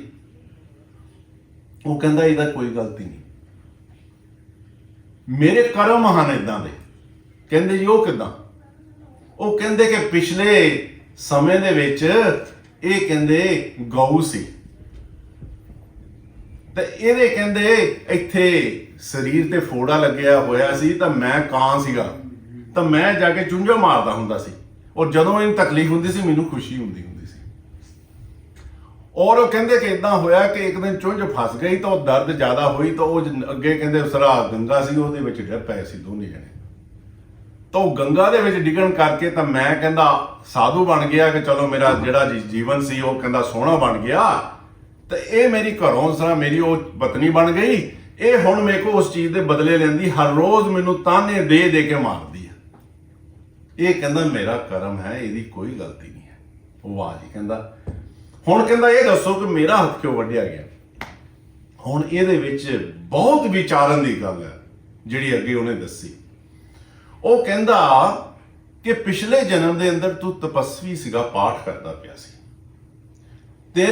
ਤੇਰੇ ਅੱਗੋਂ ਇੱਕ ਗਊ ਨੰਗੀ, ਔਰ ਉਸ ਗਊ ਉਹ ਲੰਘ ਕੇ ਚੱਲ ਗਈ, ਤੂੰ ਆਪਣਾ ਪਾਠ ਕਰਦਾ ਸੀ, ਉਹਦੇ ਪਿੱਛੇ ਕਸਾਈ ਲੱਗਾ ਹੋਇਆ ਸੀ, ਤੈਨੂੰ ਨਹੀਂ ਸੀ ਪਤਾ ਕਿ ਉਹ ਕਸਾਈ ਹੈ, ਤੂੰ ਬੈਠਾ ਪਾਠ ਕਰ ਰਿਹਾ ਸੀ। ਤਾਂ ਜਦੋਂ ਉਹ ਕਸਾਈ ਤੇਰੇ ਨੇੜੇ ਆਇਆ, ਉਹਨੇ ਪੁੱਛਿਆ ਕਿ ਤੂੰ ਗਊ ਦੇਖੀ ਆ? ਤੂੰ ਉਹਨੂੰ ਬੋਲ ਕੇ ਨਹੀਂ ਦੱਸਿਆ, ਉਹਨੇ ਤੂੰ ਇਸ਼ਾਰਾ ਕਰਤਾ ਕਿ ਉੱਧਰ ਗਈ ਆ। ਉਸ ਕਸਾਈ ਨੇ ਜਾ ਕੇ ਉਹ ਗਊ ਮਾਰ ਦਿੱਤੀ, ਤੈਨੂੰ ਉਸ ਦਾ ਫਲ ਮਿਲਿਆ ਕਿ ਤੂੰ ਬਾਹ ਉਧਰ ਕੀਤੀ ਸੀ। ਜੇ ਤੂੰ ਨਾ ਕਰਦਾ ਉਹ ਗਊ ਬਚ ਜਾਣੀ ਸੀ, ਪਰ ਤੂੰ ਉਧਰ ਬਾਹ ਕਰ ਦਿੱਤੀ, ਉਹ ਗਊ ਮਰ ਗਈ, ਉਹਦੇ ਕਰਕੇ ਤੇਰਾ ਹੱਥ ਕੱਟਿਆ ਗਿਆ। ਕਹਿਣ ਦਾ ਭਾਵ ਇਹ ਹੈ, ਅਸੀਂ ਕਦੀ ਕਦੀ ਇਹ ਕਹਿ ਦਿੰਦੇ ਹਾਂ ਜੀ ਮੈਂ ਕਿਸੇ ਨੂੰ ਦੁੱਖ ਨਹੀਂ ਸੀ ਦੇਣਾ ਚਾਹੁੰਦਾ, ਮੈਂ ਕਿਸੇ ਨੂੰ ਕੁਛ ਕਰਨਾ ਨਹੀਂ ਸੀ ਚਾਹੁੰਦਾ, ਪਰ ਸਤਿਗੁਰੂ ਜੀ ਪਤਾ ਕੀ ਫਰਮਾਉਂਦੇ ਹਨ ਕਿ ਨਰ ਅਚੇਤ ਪਾਪ ਸੇ ਡਰ ਰਹੇ। ਅਚੇਤ, ਅਸੀਂ ਕਿਸੇ ਨੂੰ ਇੰਟੈਂਸ਼ਨਲੀ ਦੁੱਖ ਨਹੀਂ ਦੇਣਾ ਚਾਹੁੰਦੇ, ਪਰ ਕਦੀ ਕਦੀ ਬਿਨਾਂ ਸੋਚੇ ਹੀ ਸਾਡੇ ਪਾਸੋਂ ਕੰਮ ਹੋ ਜਾਂਦੇ ਹਨ। ਇੱਕ ਤੁਹਾਨੂੰ ਹਾਸੇ ਦੀ ਗੱਲ ਆਖਦਾ ਕਿ ਜਿਹੜੇ ਇਹ ਅਚੇਤ ਪਾਪ ਹਨ, ਇਹਨਾਂ ਦਾ ਖਾਸ ਤੌਰ ਤੇ ਅੱਜ ਅਸੀਂ ਆਫਿਸ 'ਚ ਗੱਲਾਂ ਕਰਦੇ ਸੀ, ਕਹਿੰਦੇ ਸਾਡੇ ਹਿੰਦੁਸਤਾਨ ਦੇ ਅੰਦਰ ਜਿਹੜਾ ਨਿਊਜ਼ ਦਾ ਜਿਹੜਾ ਨੈਟਵਰਕ ਆ ਐਡਾ ਦੁਨੀਆ ਦੇ ਵਿੱਚ ਨਹੀਂ ਹੈਗਾ। ਮੈਂ ਕਿਹਾ ਜੀ ਪੱਕੀ ਗੱਲ ਆ। ਮੈਂ ਕਿਹਾ ਸਾਡੇ ਘਰਾਂ ਦੇ ਵਿੱਚ BBC ਸਾਰਿਆਂ ਦੇ ਹੋਏ ਆ ਸਾਰੇ ਇਕੱਠੇ।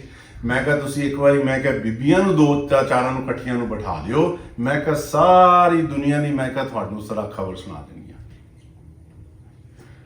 ਸਾਰਿਆਂ ਨਾਲੋਂ ਜਾਨੀ ਕਿ ਸ਼ੌਕੀਨ ਇੱਕ ਚੀਜ਼ ਦੀਆਂ ਬੀਬੀਆਂ ਹਨ, ਉਹ ਹੈ ਚੁਗਲੀਆਂ। ਇਹ ਨਹੀਂ ਮੈਂ ਕਹਿੰਦਾ ਸਾਰੀਆਂ ਕਰਦੀਆਂ, ਪਰ ਸ਼ੌਕੀਨ ਹਾਂ, ਆਦਮੀ ਵੀ ਹਾਂ। ਪਰ ਇਸ ਚੁਗਲੀ ਦੇ ਅੰਦਰ ਕਰਮ ਕਿੱਡਾ ਵੱਡਾ ਹੁੰਦਾ ਹੈ। ਤੁਸੀਂ ਇਸ ਕਰਮ ਨੂੰ ਸੁਣ ਕੇ ਹਿੱਲ ਜਾਓਗੇ। ਹੁਣ ਕੋਈ ਤੁਹਾਡੇ ਪਾਸ ਆਉਂਦਾ, ਉਹ ਆਖ ਦਿੰਦਾ ਕਿ ਵੇ ਗੁਰਦੇਵ ਨੇ ਇਹ ਗੱਲ ਆਖੀ ਆ, ਤੁਸੀਂ ਕਹਿਣਾ ਅੱਛਾ ਗੁਰਦੇਵ ਨੇ ਇਹ ਗੱਲ ਆਖੀ ਹੈ, ਕੋਈ ਨਹੀਂ ਇਹਦਾ ਹੁਣ ਅਸੀਂ ਕੰਡਾ ਪੱਟਦੇ, ਇਹਦਾ ਕੰਮ ਖਤਮ ਕਰਦੇ ਆ। ਉਹਨੇ ਨਹੀਂ ਸੋਚਣਾ ਕਿ ਇਹ ਝੂਠ ਹੈ ਜਾਂ ਗਲਤ ਹੈ, ਉਹਨੇ ਸਿੱਧਾ ਐਕਸ਼ਨ ਲੈ ਲੈਣੀ ਹੈ ਗੁਰਦੇਵ ਤੇ। ਤਾਂ ਗੁਰਦੇਵ ਨੇ ਕਹਿਣਾ ਇਹਨੇ ਮੇਰੇ ਤੇ ਐਕਸ਼ਨ ਕਰ ਲਈ ਹੈ, ਤਾਂ ਮੈਂ ਹੁਣ ਇਹਦਾ ਜਵਾਬ ਦਿੰਦਾ। ਐਕਸ਼ਨ ਰਿਐਕਸ਼ਨ ਸ਼ੁਰੂ ਹੋ ਜਾਣੀ ਆ, ਪਰ ਪਤਾ ਕਿਸੇ ਵੀ ਨਹੀਂ ਹੋਣਾ ਕਿ ਸ਼ੁਰੂਆਤ ਕਿੱਥੋਂ ਹੋਈ। ਤੇ ਜਿਹਨੇ ਕੀਤੀ ਹੈ ਉਹ ਆਰਾਮ ਨਾਲ ਬੈਠਾ ਤਮਾਸ਼ਾ। ਇਸ ਚੀਜ਼ ਨੇ ਇਸ ਵੇਲੇ ਸਾਡੇ ਸਾਰੀ ਦੁਨੀਆ ਜਾਣੀ ਕਿ ਨਾ ਇੱਕਦਮ ਹਲਾਈ ਪਈ ਹੈ, ਕਿਉਂਕਿ ਇਹ ਐਡਾ ਭੈੜਾ ਕਰਮ ਹੈ, ਐਡਾ ਭੈੜਾ ਕਰਮ ਹੈ ਕਿ ਤੁਸੀਂ ਜ਼ੁਬਾਨ ਦੇ ਨਾਲ ਛੋਟੀ ਜੀ ਗੱਲ ਕਹਿ ਕੇ ਕੰਮ ਖਤਮ ਕਰ ਸਕਦੇ ਹੋ। ਉਹ ਜਿੱਦਾਂ ਸੰਤਾਂ ਨੇ ਇੱਕ ਉਹ ਲਿਖੀ ਸੀ ਸਾਖੀ ਜੀ, ਛੋਟੀ ਜੀ ਲਾਈਨ ਹੀ, ਕਹਿੰਦੇ ਕਿ ਇੱਕ ਲੜਕੇ ਦਾ ਕਹਿੰਦੇ ਵਿਆਹ ਹੋਣ ਲੱਗਾ। ਉਹ ਸਾਰੇ ਬੰਦੇ ਕਹਿਣ ਜੀ ਬਹੁਤ ਹੀ ਵਧੀਆ ਹੋ ਗਿਆ ਜੀ, ਸਾਰਾ ਕੁਝ ਹੋ ਗਿਆ, ਮੁੰਡੇ ਦਾ ਹੁਣ ਵਿਆਹ ਹੋਣ ਲੱਗਾ। ਤਾਂ ਜਿਹੜੇ ਅੱਗੇ ਸੀ ਉਦਾਂ ਦੇ, ਜਿਹੜੇ ਨਹੀਂ ਸੀ ਖੁਸ਼ ਵਿਆਹ ਤੇ, ਉਹਨੇ ਸਿਰਫ ਛੋਟੀ ਜੀ ਏਦਾਂ ਗੱਲ ਕਹਿਤੀ, ਅੱਛਾ ਜੀ ਕਹਿੰਦੇ ਵਿਆਹ ਹੋ ਗਿਆ ਜੀ, ਬੜਾ ਵਧੀਆ। ਉਹ ਜਿਹੜਾ ਕਹਿੰਦੇ ਉਹਨੂੰ ਮਿਰਗੀ ਦਾ ਦੌਰਾ ਪੈਂਦਾ, ਉਹ ਵੀ ਹਟ ਜਾਏ ਤਾਂ ਬਸ, ਕਹਿੰਦੇ ਬਸ ਗੱਲ ਮੁੱਕ ਗਈ। ਉਹ ਕਹਿੰਦੇ ਚੰਗਾ ਜੀ ਕੰਮ ਕਰੋ। ਮੈਂ ਕਹਿਣਾ ਹੁੰਦਾ ਹਾਂ ਕਿ ਅਸੀਂ ਕਰਮ ਜਿਹੜੇ ਹਨ ਕਦਮ ਕਦਮ ਤੇ ਕਰਦੇ, ਪਰ ਇਦਾਂ ਹੈ ਤੁਸੀਂ ਕਰਮ ਇੱਕ ਵਾਰੀ ਕਰ ਲਓ, ਜਿੱਦਾਂ ਮਰਜ਼ੀ ਤੁਸੀਂ ਕਰ ਲਓ, ਕਰਮ ਤੋਂ ਨਹੀਂ ਬਚ ਸਕਦੇ। ਇੱਕ ਦਿਨ ਮੇਰੇ ਬੱਚੇ ਮੈਨੂੰ ਇਹ ਗੱਲ ਪੁੱਛਦੇ ਸੀਗੇ, ਉਹਨਾਂ ਨਾਲ ਹੀ ਗੱਲ ਕਰਦਾ ਸੀ। ਮੈਂ ਕਿਹਾ ਪੁੱਤਰ, ਮੈਂ ਕਿਹਾ ਤੁਸੀਂ ਜਿੱਦਾਂ ਦਾ ਮੈਂ ਕਿਹਾ ਕੰਮ ਕਰੋਗੇ ਜ਼ਿੰਦਗੀ ਦੇ ਅੰਦਰ, ਜੇ ਤੁਸੀਂ ਪੜ੍ਹਾਈ ਕਰੋਗੇ ਦਵਲ ਕੇ, ਤੁਹਾਡੇ ਰਿਜ਼ਲਟਸ ਅੱਛੇ ਆਉਣਗੇ। ਤੇ ਜੇ ਤੁਸੀਂ ਅੱਛੇ ਕੰਮ ਨਹੀਂ ਕਰੋਗੇ, ਪੜ੍ਹਾਈ ਨਹੀਂ ਕਰੋਗੇ, ਪੁੱਤਰ ਮੈਂ ਕਿਹਾ ਫੇਲ ਹੋਗੇ। ਫਿਰ ਮੈਂ ਕਿਹਾ ਤੁਹਾਨੂੰ ਪਨਿਸ਼ਮੈਂਟ ਵੀ ਮਿਲੇਗੀ, ਟੀਚਰਸ ਤੋਂ ਵੀ ਮਿਲੇਗੀ, ਘਰਦਿਆਂ ਤੋਂ ਵੀ ਮਿਲੇਗੀ, ਤੁਹਾਨੂੰ ਲੇਬਲ ਮਿਲਣਗੇ। ਇਦਾਂ ਹੀ ਗੱਲ ਕਰਦੇ ਕਰਦੇ ਤਾਂ ਫਿਰ ਪਤਾ ਨਹੀਂ ਮੇਰੀ ਛੋਟੀ ਗੁੜੀਆ, ਉਹਦੇ ਕਿਵੇਂ ਦਿਮਾਗ 'ਚ ਗੱਲ ਆਈ, ਤਾਂ ਮੈਨੂੰ ਆਖਣ ਲੱਗੀ ਕਿ ਪਿਤਾ ਜੀ ਇਦਾਂ ਦੀ ਵੀ ਗੱਲ ਆ ਕਿ ਜਿਹੜੇ ਬੰਦੇ ਮਿਹਨਤ ਨਹੀਂ ਕਰਦੇ ਉਹ ਵੀ ਪਾਸ ਹੋ ਜਾਂਦੇ। ਮੈਂ ਕਿਹਾ ਨਹੀਂ ਪੁੱਤਰ, ਇਦਾਂ ਨਹੀਂ ਹੁੰਦਾ। ਤਾਂ ਜਿਹੜੇ ਕਹਿੰਦੇ ਇਸੇ ਬੰਦੇ ਗਲਤ ਕੰਮ ਕਰਦੇ ਜਾਂ ਕਰਦੇ, ਉਹਨਾਂ ਨੂੰ ਪਨਿਸ਼ਮੈਂਟ ਤਾਂ ਉਹ ਤਾਂ ਕਈ ਨੱਠ ਜਾਂਦੇ, ਕਈਆਂ ਨੂੰ ਲੇਬਲ ਨਹੀਂ ਮਿਲਦੇ। ਅਸੀਂ ਸਕੂਲੇ ਦੇਖੀਦਾ ਕਈ ਨਿਆਣੇ ਗਲਤ ਕੰਮ ਕਰ ਜਾਂਦੇ ਆ, ਉਹਨਾਂ ਨੂੰ ਲੇਬਲ ਹੀ ਨਹੀਂ ਮਿਲਦਾ, ਉਹਨਾਂ ਨੂੰ ਕੋਈ ਪਨਿਸ਼ਮੈਂਟ ਮਿਲਦਾ ਤਾਂ ਦੂਜਾ ਬੰਦੇ ਨੂੰ ਪਨਿਸ਼ਮੈਂਟ ਮਿਲ ਜਾਂਦਾ। ਬੜੀ ਉਹਨੇ ਤਕੜੀ ਗੱਲ ਆਖੀ ਹੈ। ਇਹ ਹਕੀਕਤ ਹੈ ਦੁਨੀਆ ਦੇ ਅੰਦਰ ਕਿ ਕਈ ਵਾਰ ਕਈ ਬੰਦੇ ਗਲਤ ਕੰਮ ਕਰਕੇ ਵੀ, ਗੁਨਾਹ ਕਰਕੇ ਵੀ ਉਹ ਮਾਫ ਹੋ ਜਾਂਦੇ ਹਨ, ਉਹਨਾਂ ਨੂੰ ਨਹੀਂ ਕੋਈ ਕਹਿੰਦਾ।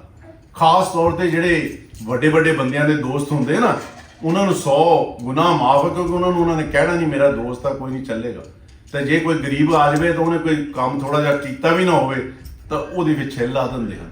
ਇਹ ਦੁਨੀਆ ਦਾ ਕੰਮ ਹੈ। ਇਸੇ ਤਰ੍ਹਾਂ ਹੀ ਉਹਨੇ ਜਦੋਂ ਇਹ ਗੱਲ ਮੈਨੂੰ ਪੁੱਛੀ ਨਾ, ਮੇਰੇ ਦਿਮਾਗ 'ਚ ਉਸੇ ਵੇਲੇ ਇੱਕ ਚੀਜ਼ ਆਈ ਕਿ ਇਹ ਜਿਹੜਾ ਕਰਮ ਹੈ, ਕਰਮ ਫਲ ਜਿਹਨੂੰ ਕਹਿੰਦੇ ਹਾਂ, ਅਸੀਂ ਬੇਸ਼ੱਕ ਪੁੱਠੇ ਲਟਕ ਜਾਈਏ, ਅਸੀਂ ਇੱਥੋਂ ਨਹੀਂ ਮੁੱਕ ਸਕਦੇ। ਸਤਿਗੁਰੂ ਪ੍ਰਤਾਪ ਸਿੰਘ ਜੀ ਇੱਕ ਵਾਰ ਏਦਾਂ ਹੀ ਬੈਠੇ ਤਾਂ ਸਤਿਗੁਰੂ ਜਗਜੀਤ ਸਿੰਘ ਜੀ ਵੀ ਕੋਲ ਬੈਠੇ, ਤੇ ਉੱਥੇ ਬਚਨ ਹੋਇਆ, ਕਹਿੰਦੇ ਜੀ, ਕਹਿੰਦੇ ਸੁਣਿਆ ਜੀ ਜਿਹੜੇ ਸਾਧੂ ਹੁੰਦੇ ਹਨ ਜੀ, ਰੇਖ 'ਚ ਮੇਘ ਮਾਰ ਦਿੰਦੇ ਹਨ, ਜਾਂ ਦੂਸਰਾ ਬੰਦੇ ਦੇ ਜਿਹੜੇ ਕਰਮ ਹਨ ਉਹ ਬਦਲ ਦਿੰਦੇ ਹਨ। ਤਾਂ ਸਤਿਗੁਰੂ ਜਗਜੀਤ ਸਿੰਘ ਜੀ ਕੋਲ ਬੈਠੇ ਸਨ, ਤਾਂ ਸੱਚੇ ਪਾਤਸ਼ਾਹ ਬਚਨ ਪਤਾ ਕੀ ਕੀਤਾ, ਕਹਿੰਦੇ ਇਹ ਵੀ ਲਿਖਿਆ ਹੁੰਦਾ ਆ ਕਿ ਉਹ ਦੂਸਰਾ ਇਹਦੇ ਰੇਖ ਦੇ ਵਿੱਚ ਮੇਘ ਵੱਜੇਗੀ, ਇਹ ਵੀ ਲਿਖਿਆ ਹੁੰਦਾ, ਲਿਖੇ ਤੋਂ ਬਗੈਰ ਨਹੀਂ ਹੁੰਦਾ ਕਿ ਇਹਨੂੰ ਕੋਈ ਸਾਧੂ ਮਿਲੇਗਾ ਤਾਂ ਇਹਦੀ ਰੇਖ ਦੇ ਵਿੱਚ ਮੇਘ ਮਾਰੇਗਾ, ਨਹੀਂ। ਲਿਖੇ ਦੇ ਜਾਂ ਲਿਖ ਦਿੱਤਾ ਬਾਣੀ ਦੇ ਵਿੱਚ, ਉਹ ਕਹਿੰਦੇ ਹੁੰਦੇ ਲੇਖ ਨਾ ਮਿਟੇ ਹੀ ਰਹਿ ਸਖੀ ਜੋ ਲਿਖਿਆ ਕਰਤਾਰ। ਜੋ ਲੇਖ ਇੱਕ ਵਾਰੀ ਸਾਡੇ ਤੇ ਲਿਖ ਹੋ ਗਿਆ ਉਹ ਮਿਟ ਨਹੀਂ ਸਕਦਾ, ਜੋ ਮਰਜ਼ੀ ਅਸੀਂ ਕਰ ਲਈਏ। ਇੱਕ ਸਾਖੀ ਹੁੰਦੀ ਹੈ, ਉਹ ਕੱਲ ਮੈਂ ਕਿਉਂਕਿ ਉਹ ਮੈਨੂੰ ਛੋਟੇ ਛੋਟੇ ਜਿਹੜੇ ਸਾਡੇ ਬੱਚੇ ਹੈਗੇ ਉਹ ਵੀ ਇਦਾਂ ਦੀਆਂ ਪੁੱਛ ਲੈਂਦੇ ਹਨ। ਮੈਂ ਆਪ ਵੀ ਸਾਰਿਆਂ ਨੂੰ ਤੇ ਕਹੂੰਗਾ, ਬੀਬੀਆਂ ਇੱਥੇ ਬੈਠੀਆਂ ਹਨ, ਕੋਸ਼ਿਸ਼ ਕਰਿਆ ਕਰੋ ਕੋਈ ਨਾ ਕੋਈ ਸਾਖੀ ਪੜ੍ਹ ਲਿਆ ਕਰੋ, ਫੋਨ ਤੇ ਪੜ੍ਹ ਲਿਆ ਕਰੋ ਤੇ ਬੱਚਿਆਂ ਨੂੰ ਬੈਠ ਕੇ ਸੁਣਾਇਆ ਕਰੋ।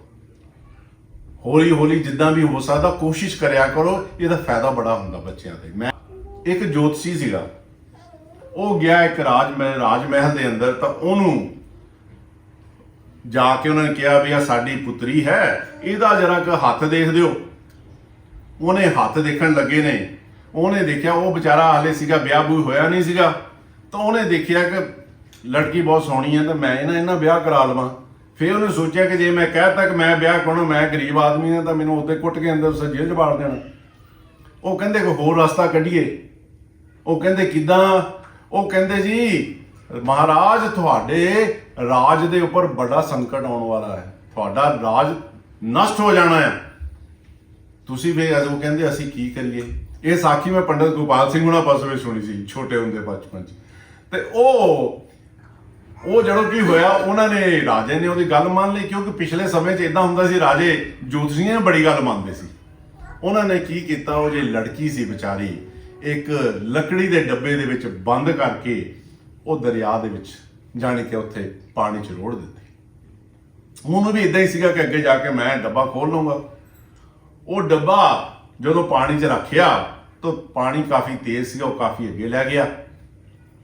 ਤੇ ਜਦੋਂ ਤੱਕ ਇਹ ਭਾਜੀ ਜੋਤਸ਼ੀ ਬਾਹਰ ਨਿਕਲੇ ਕਿ ਜਾ ਕੇ ਮੈਂ ਹੁਣ ਡੱਬੇ ਵੱਲ ਨੂੰ ਜਾਵਾਂ, ਉਹ ਡੱਬਾ ਕਾਫੀ ਦੂਰ ਚੱਲ ਗਿਆ। ਉਹ ਕਾਫੀ ਦੂਰ ਚੱਲ ਗਿਆ ਤਾਂ ਜਾ ਕੇ ਕਿਨਾਰੇ ਦੇ ਨਾਲ ਲੱਗ ਗਿਆ। ਉਹ ਕਿਨਾਰੇ ਤੇ ਗਿਆ ਤਾਂ ਉੱਥੇ ਇੱਕ ਰਾਜਾ ਨੇੜੇ ਸੀ, ਉੱਥੇ ਉਹਨੇ ਦੇਖਿਆ ਕਿ ਡੱਬਾ ਇੱਥੇ ਕਾਹਦਾ ਪਿਆ ਲੱਕੜੀ ਦਾ। ਉਹਨੇ ਕਿਹਾ ਖੋਲੋ ਇਹਨੂੰ। ਉਹ ਖੋਲਿਆ ਤਾਂ ਉਹਦੇ ਵਿੱਚੋਂ ਲੜਕੀ ਨਿਕਲੀ। ਉਹ ਕਹਿੰਦਾ ਕਿ ਮੈਂ ਇਹਨਾਂ ਵਿਆਹ ਕਰਾ ਲੈਣਾ। ਨਾਲੇ ਉਹਨੂੰ ਪੁੱਛਿਆ ਕਿ ਤੇਰੇ ਨਾਲ ਹੋਇਆ ਕਿ ਤੂੰ ਡੱਬੇ 'ਚ ਕਿੱਦਾਂ, ਤੈਨੂੰ ਕਿਹਨੇ ਬੰਦ ਕੀਤਾ? ਉਹਨੇ ਦੱਸਿਆ ਕਿ ਮੇਰੇ ਨਾਲ ਇਦਾਂ ਹੋਇਆ ਕਿ ਮੈਨੂੰ ਉਸ ਜੋਤਸ਼ੀ ਨੇ ਉਹਨੇ ਦੱਸ ਦਿੱਤਾ ਤਾਂ ਮੈਂ ਬੰਦ ਕਰਤਾ। ਕਹਿੰਦੇ ਕੋਈ ਨਹੀਂ, ਇਹਦਾ ਹੀ ਜੋਤਸ਼ੀ ਦਾ ਹੀ ਕੰਮ ਕਰਦੇ ਆ। ਉਹਨੇ ਕੀ ਕੀਤਾ, ਆਪਣੇ ਜਿਹੜੇ ਨਾਲ ਦੇ ਸਾਥੀ ਸੀਗੇ ਉਹਨਾਂ ਨੂੰ ਕਿਹਾ ਕਿ ਤੁਸੀਂ ਇਦਾਂ ਕਰੋ, ਇੱਥੋਂ ਇੱਕ ਜਿਹੜਾ ਭਾਲੂ ਲੈ ਆਓ। ਭਾਲੂ ਜਾਣੀ ਕਿ ਬੇਅਰ ਜਾਣੀ ਕਿ ਜਿਹੜਾ ਗ੍ਰੇਸਲੀ ਬੇਅਰ, ਵੱਡਾ ਸਾਰਾ ਤਕੜਾ ਜਿਹਾ। ਉਹ ਕਹਿੰਦੇ ਫੜ ਕੇ ਲੈ ਆਓ। ਉਹ ਲਿਆ ਕੇ ਉਹ ਡੱਬੇ 'ਚ ਬੰਦ ਕਰਤਾ। ਉਹ ਬੰਦ ਕਰਤਾ ਤਾਂ ਉਹ ਫਿਰ ਜਿਹੜੇ ਜੋਤਸ਼ੀ ਸੀ ਜਿੱਦਾਂ ਵੀ ਪੈਰੀ ਤੁਰ ਕੇ ਨੱਠ ਨੁੱਠ ਕੇ ਜਾ ਕੇ ਪਹੁੰਚੇ। ਉਹ ਡੱਬਾ ਜਾ ਕੇ ਦੇਖਿਆ। ਜਦੋਂ ਖੋਲਿਆ ਤਾਂ ਉਹ ਜਿਹੜਾ ਵਿਚਾਰਾ ਰਿੱਛ ਸੀ ਅੰਦਰ ਹੈ, ਤਾਂ ਉਹਨੂੰ ਤਾਂ ਅੱਗੇ ਭੁੱਖ ਲੱਗੀ ਹੋਈ ਸੀ। ਉਹ ਜਦੋਂ ਖੋਲਿਆ, ਉਹਨੇ ਖੋਲਦੇ ਸਾਰ ਪਹਿਲਾਂ ਉਹਨਾਂ ਹੀ ਭੋਜਨ ਕੀਤਾ। ਕਹਿਣ ਦਾ ਇਹ ਹੁੰਦਾ ਕਿ ਜੋ ਮਰਜ਼ੀ ਅਸੀਂ ਕਰ ਲਈਏ, ਜੇ ਅਸੀਂ ਕਹੀਏ ਨਾ ਕਿ ਅਸੀਂ ਕੁਝ ਕਰਕੇ ਕਿਸੇ ਦੀ ਜ਼ਿੰਦਗੀ ਬਦਲ ਸਕਦੇ ਹਾਂ।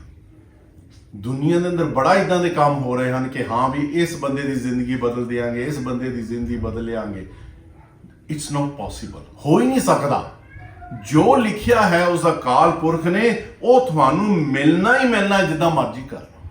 ਇਹ ਸਾਨੂੰ ਵੱਡਾ ਇੱਕ ਚੀਜ਼ ਹੈ। ਬਾਕੀ ਇਦਾਂ ਹੁੰਦਾ ਹੈ ਕਿ ਕਰਮ ਜਦੋਂ ਅਸੀਂ ਕਰਦੇ ਹਾਂ, ਸਾਨੂੰ ਵਿਚਾਰ ਕਰਨਾ ਚਾਹੀਦਾ ਹੈ। ਕਈ ਵਾਰ ਜਦੋਂ ਅਸੀਂ ਬਿਨਾਂ ਵਿਚਾਰ ਕੀਤੇ ਹੋਏ ਕੋਈ ਕਰਮ ਕਰਦੇ ਹਾਂ, ਉਦੋਂ ਕਈ ਵਾਰ ਸਾਡੇ ਖੁਦ ਤੇ ਮਹਿੰਗੇ ਪੈ ਜਾਂਦੇ। ਉਹ ਫਿਰ ਇਦਾਂ ਹੁੰਦਾ ਕਿ ਦੂਰ ਨਹੀਂ ਜਾਂਦੇ, ਉਸੇ ਵੇਲੇ ਹੀ ਉਹ ਕੰਮ ਹੋ ਜਾਂਦਾ। ਉਹ ਜਿੱਦਾਂ ਇੱਕ ਮੇਰੇ ਪਾਸ ਇਦਾਂ ਹੀ ਸਾਖੀਆਂ ਦਾ ਮੈਨੂੰ ਬੜਾ ਸ਼ੌਕ ਆ ਮੈਨੂੰ। ਤਾਂ ਉਹ ਇੱਕ ਰਿਸ਼ੀ ਸੀ, ਉਹਦੇ 4 ਪੁੱਤਰ ਸੀ। ਉਹ ਚੱਲ ਗਏ ਪੜ੍ਹਨ ਵਾਸਤੇ ਕਾਂਸ਼ੀ। ਉਹ ਪੜ੍ਹ ਕੇ ਬੜਾ ਕੁਝ ਸਿੱਖ ਕੇ ਆਏ, ਪੜ੍ਹ ਲਿਖ ਕੇ ਆਏ। ਆਉਂਦੇ ਆਏ ਰਸਤੇ ਦੇ ਅੰਦਰ, ਤਾਂ ਰਸਤੇ 'ਚ ਆਏ ਤਾਂ ਉਹਨਾਂ ਨੇ ਇੱਕ ਹੱਡੀ ਦੇਖੀ। ਤਾਂ ਇੱਕ ਉਹਨਾਂ 'ਚੋਂ ਕਾਫੀ ਇਹਨਾਂ ਚੀਜ਼ਾਂ ਹੁਸ਼ਿਆਰ ਸੀ। ਉਹ ਕਹਿੰਦਾ ਹੱਡੀ ਲੱਗਦਾ ਸ਼ੇਰ ਦੀ ਆ। ਤਾਂ ਕਹਿੰਦਾ ਕਿ ਚਲੋ ਮੈਂ ਕਹਿੰਦਾ ਇੱਥੇ ਹੋਰ ਹੱਡੀਆਂ ਦੇਖਦਾ। ਉਹਨੇ ਸਾਰੀਆਂ ਹੱਡੀਆਂ ਇਕੱਠੀਆਂ ਕਰ ਦਿੱਤੀਆਂ।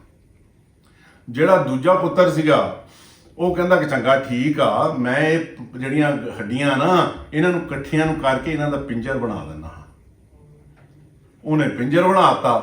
ਤਾਂ ਜਿਹੜਾ ਚੌਥਾ ਸੀਗਾ ਉਹ ਕਹਿੰਦਾ ਚੰਗਾ ਹੁਣ ਤੂੰ ਪਿੰਜਰ ਬਣਾਤਾ, ਮੈਂ ਇਹਦੀ ਕਹਿੰਦਾ ਉੱਪਰ ਪਾ ਕੇ ਖਲ ਖੁਲ ਪੂਰਾ ਜਾਣੀ ਕਿ ਸ਼ਕਲ ਦਾ ਬਣਾ ਦੇਣਾ, ਪੂਰੀ ਸ਼ਕਲ ਦਾ ਸ਼ੇਰ ਬਣਾਤਾ।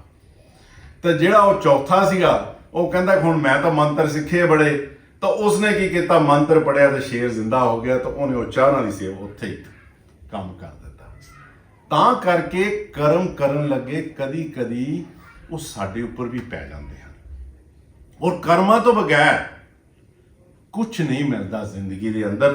ਅਸੀਂ ਜਦੋਂ ਕਰਮ ਕਰਦੇ ਹਾਂ ਨਾ, ਸਾਡੇ ਮਨ 'ਚ ਇੱਕ ਸਵਾਲ ਹੋਰ ਵੀ ਆਉਂਦਾ ਹੈ, ਕੀ ਫਾਇਦਾ ਹੋਇਆ ਫਿਰ ਸਾਨੂੰ ਹੁਣ ਅੱਛੇ ਕਰਮ ਦਾ, ਕਿ ਜਿਹੜੇ ਅਸੀਂ ਪਿਛਲੇ ਭੈੜੇ ਕਰਮ ਕੀਤੇ, ਜੇ ਅਸੀਂ ਉਹਨਾਂ ਦੀ ਭਰਵਾਈ ਕਰੀ ਜਾਣੀ ਆ, ਅੱਗੇ ਕਿੱਦਾਂ ਵਧਾਂਗੇ ਅਸੀਂ? How do I move forward? ਫਿਰ ਤਾਂ ਮੈਨੂੰ ਲੋੜ ਹੀ ਨਹੀਂ ਹੈ, ਮੈਨੂੰ ਜੋ ਮੇਰਾ ਪੁਰਾਣੇ ਕਰਮ ਹਨ ਮੈਂ ਤਾਂ ਉਹੀ ਭੁਗਤਣੇ ਆ, ਤਾਂ ਮੈਂ ਕਿੱਥੇ ਜਾਣਾ? ਗੁਰੂ ਨਾਨਕ ਦੇਵ ਜੀ ਦੇ ਵੇਲੇ ਦੀ ਇੱਕ ਸਾਖੀ ਹੁੰਦੀ, ਉਹ ਸਤਿਗੁਰੂ ਜਗਜੀਤ ਸਿੰਘ ਦੇ ਮੁਖਾਬਲੇ ਚੋਂ ਬਹੁਤ ਵਾਰੀ ਸੁਣੀ ਹੈ। ਦੋ ਆਦਮੀ ਸਨ, ਉਹ ਮਿੱਤਰ ਬਣ ਗਏ, ਤੇ ਇੱਕ ਜਿਹੜਾ ਸੀ ਉਹ ਗਲਤ ਕੰਮ ਕਰਦਾ ਸੀ, ਜਾਣੀ ਕਿ ਗਲਤ ਪਾਸੇ ਜਾਂਦਾ ਸੀ, ਗਲਤ ਕੰਮ ਕਰਦਾ, ਆਪਾਂ ਉਹਦੇ ਵਿੱਚ ਨਾ ਜਾਈਏ ਕੀ ਕਰਦਾ ਸੀ। ਤੇ ਜਿਹੜਾ ਦੂਜਾ ਆਦਮੀ ਸੀ ਉਹ ਸਤਸੰਗ ਦੇ ਵਿੱਚ ਜਾਂਦਾ ਸੀ, ਔਰ ਫਿਰ ਇਹ ਸ਼ਾਮ ਨੂੰ ਇਕੱਠੇ ਹੋ ਕੇ ਇੱਕ ਜਗ੍ਹਾ ਤੇ ਮਿਲਦੇ, ਦਿਨ ਦੀਆਂ ਗੱਲਾਂ ਬਾਤਾਂ ਕਰਦੇ। ਇੱਕ ਦਿਨ ਕੀ ਹੋਇਆ, ਤੇ ਜਿਹੜਾ ਸਤਸੰਗ ਦੇ ਵਿੱਚ ਬੰਦਾ ਜਾਂਦਾ ਸੀ ਉਹ ਵਿਚਾਰਾ ਪੈਰ ਲੰਗਾਉਂਦੇ ਬੜਾ ਮੁਸ਼ਕਿਲ ਨਾਲ ਤੁਰ ਕੇ ਆਇਆ। ਉਹਦੇ ਦੂਜੇ ਸਾਥੀ ਨੇ ਪੁੱਛਿਆ ਕਿ ਵੀ ਕੀ ਹੋਇਆ ਤੈਨੂੰ? ਉਹ ਕਹਿੰਦਾ ਕਿ ਮੇਰੇ ਇੱਕ ਸੂਲ, ਜਾਣੀ ਕਿ ਵੱਡੇ ਵੱਡੇ ਜਿਹੜੇ ਕੰਢੇ ਹੁੰਦੇ ਨੇ ਉਹਨੂੰ ਸੂਲ ਕਹਿੰਦੇ, ਤਾਂ ਉਹ ਮੇਰੇ ਕਹਿੰਦੇ ਪੈਰਾਂ 'ਚ ਚੁੱਭ ਗਿਆ। ਲੈ ਕਹਿੰਦਾ, ਤੂੰ ਕਹਿੰਦਾ ਅੱਛੇ ਕੰਮ ਤੇ ਜਾਣਾ, ਸਤਸੰਗ ਤੇ ਜਾਣਾ, ਕਹਿੰਦਾ ਤੂੰ ਸੂਲ ਕਹਿੰਦਾ ਲਵਾਇਆ ਹੈ, ਤੈਨੂੰ ਤਾਂ ਦਰਦ ਲਾਇਆ, ਪਰ ਮੈਂ ਤਾਂ ਭੈੜੇ ਕੰਮ ਕਰਦਾ, ਸਾਰੇ ਉਲਟੇ ਕੰਮ ਕਰਦਾ, ਕੁਛ ਨਹੀਂ ਛੱਡਿਆ, ਮੈਂ ਖਾਣਾ ਪੀਣਾ ਸਾਰਾ ਕੁਝ ਹੈ, ਤਾਂ ਤੂੰ ਦੂਸਰਾ ਹੀ ਕਿੱਦਾਂ ਦੇ ਕੰਮ ਕਰਨ ਲੱਗ ਪਿਆ? ਤੈਨੂੰ ਤਾਂ ਕੁਛ ਹੋਣਾ ਨਹੀਂ ਚਾਹੀਦਾ। ਤੇ ਕਹਿੰਦੇ ਆ ਕਿ ਦੇਖ, ਮੈਨੂੰ ਅੱਜ ਇੱਕ ਭਾਂਡਾ ਮਿਲਿਆ, ਤੇ ਮੈਨੂੰ ਇਹਦੇ ਵਿੱਚੋਂ ਇੱਕ ਸੋਨੇ ਦੀ ਅਸ਼ਰਫੀ ਮਿਲੀ ਹੈ, ਔਰ ਤੂੰ ਕਹਿੰਦਾ ਸੂਲ ਲਵਾ ਕੇ ਆ ਗਿਆ, ਪੈਰ ਜ਼ਖਮੀ ਕਰਕੇ ਆ ਗਿਆ। ਉਹਨੂੰ ਬੜਾ ਹੋਰ ਤਰ੍ਹਾਂ ਲੱਗਾ ਕਿ ਹੈ ਇਹ ਕਿੱਦਾਂ ਹੋਇਆ। ਉਹਨੇ ਜਾ ਕੇ ਗੁਰੂ ਨਾਨਕ ਦੇਵ ਜੀ ਦੇ ਪਾਸ ਅਰਜ਼ੀ ਕੀਤੀ ਕਿ ਮੈਂ ਤਾਂ ਤੁਹਾਡੇ ਪਾਸ ਆਉਂਦਾ ਸੀਗਾ ਤੇ ਮੇਰੇ ਸੱਟ ਲੱਗ ਗਈ, ਉਹਨੂੰ ਪੈਸੇ ਮਿਲ ਗਏ, ਇਹ ਕਿੱਦਾਂ ਹੋਇਆ? ਤਾਂ ਸੱਚੇ ਪਾਤਸ਼ਾਹ ਨੂੰ ਬਚਨ ਕੀਤਾ ਕਿ ਦੇਖ ਭਾਈ, ਤੇਰੇ ਪਿਛਲੇ ਕਰਮਾਂ ਕਰਕੇ ਤੈਨੂੰ ਸੂਲੀ ਮਿਲਣੀ ਸੀ। ਸੂਲੀ ਸ਼ਾਇਦ ਨਾ ਬੱਚਿਆਂ ਨੂੰ ਪਤਾ ਹੋਵੇ, ਸੂਲੀ ਪਿਛਲੇ ਸਮਿਆਂ ਦੇ ਅੰਦਰ ਜਿੱਦਾਂ ਇੱਕ ਲੋਹੇ ਦਾ ਕੌਨ ਬਣਾ ਕੇ, ਤਿੱਖਾ ਵੈਰੀ ਸ਼ਾਰਪ ਕੌਨ ਜਿਹੜਾ ਹੁੰਦਾ ਸੀ, ਉਹ ਇਦਾਂ ਹੁੰਦਾ ਸੀ, ਤਾਂ ਉਹਦੇ ਉੱਪਰ ਫੱਟਾ ਰੱਖ ਦਿੰਦੇ ਸੀ, ਉਹਦੇ ਉੱਪਰ ਬੰਦੇ ਨੂੰ ਬਿਠਾ ਦਿੰਦੇ ਸੀ, ਤਾਂ ਉਹ ਫੱਟਾ ਖਿੱਚ ਦਿੰਦੇ ਸੀ, ਤਾਂ ਉਹ ਜਿਹੜਾ ਕੌਨ ਆ ਬੰਦੇ ਦੇ ਵਿੱਚੋਂ ਚੀਰ ਕੇ ਨਿਕਲ ਜਾਂਦਾ ਸੀ। ਇਸ ਤਰੀਕੇ ਦੇ ਨਾਲ ਉਹ ਮਾਰਦੇ ਸੀ, ਉਹਨੂੰ ਕਹਿੰਦੇ ਸੀ ਸੂਲੀ।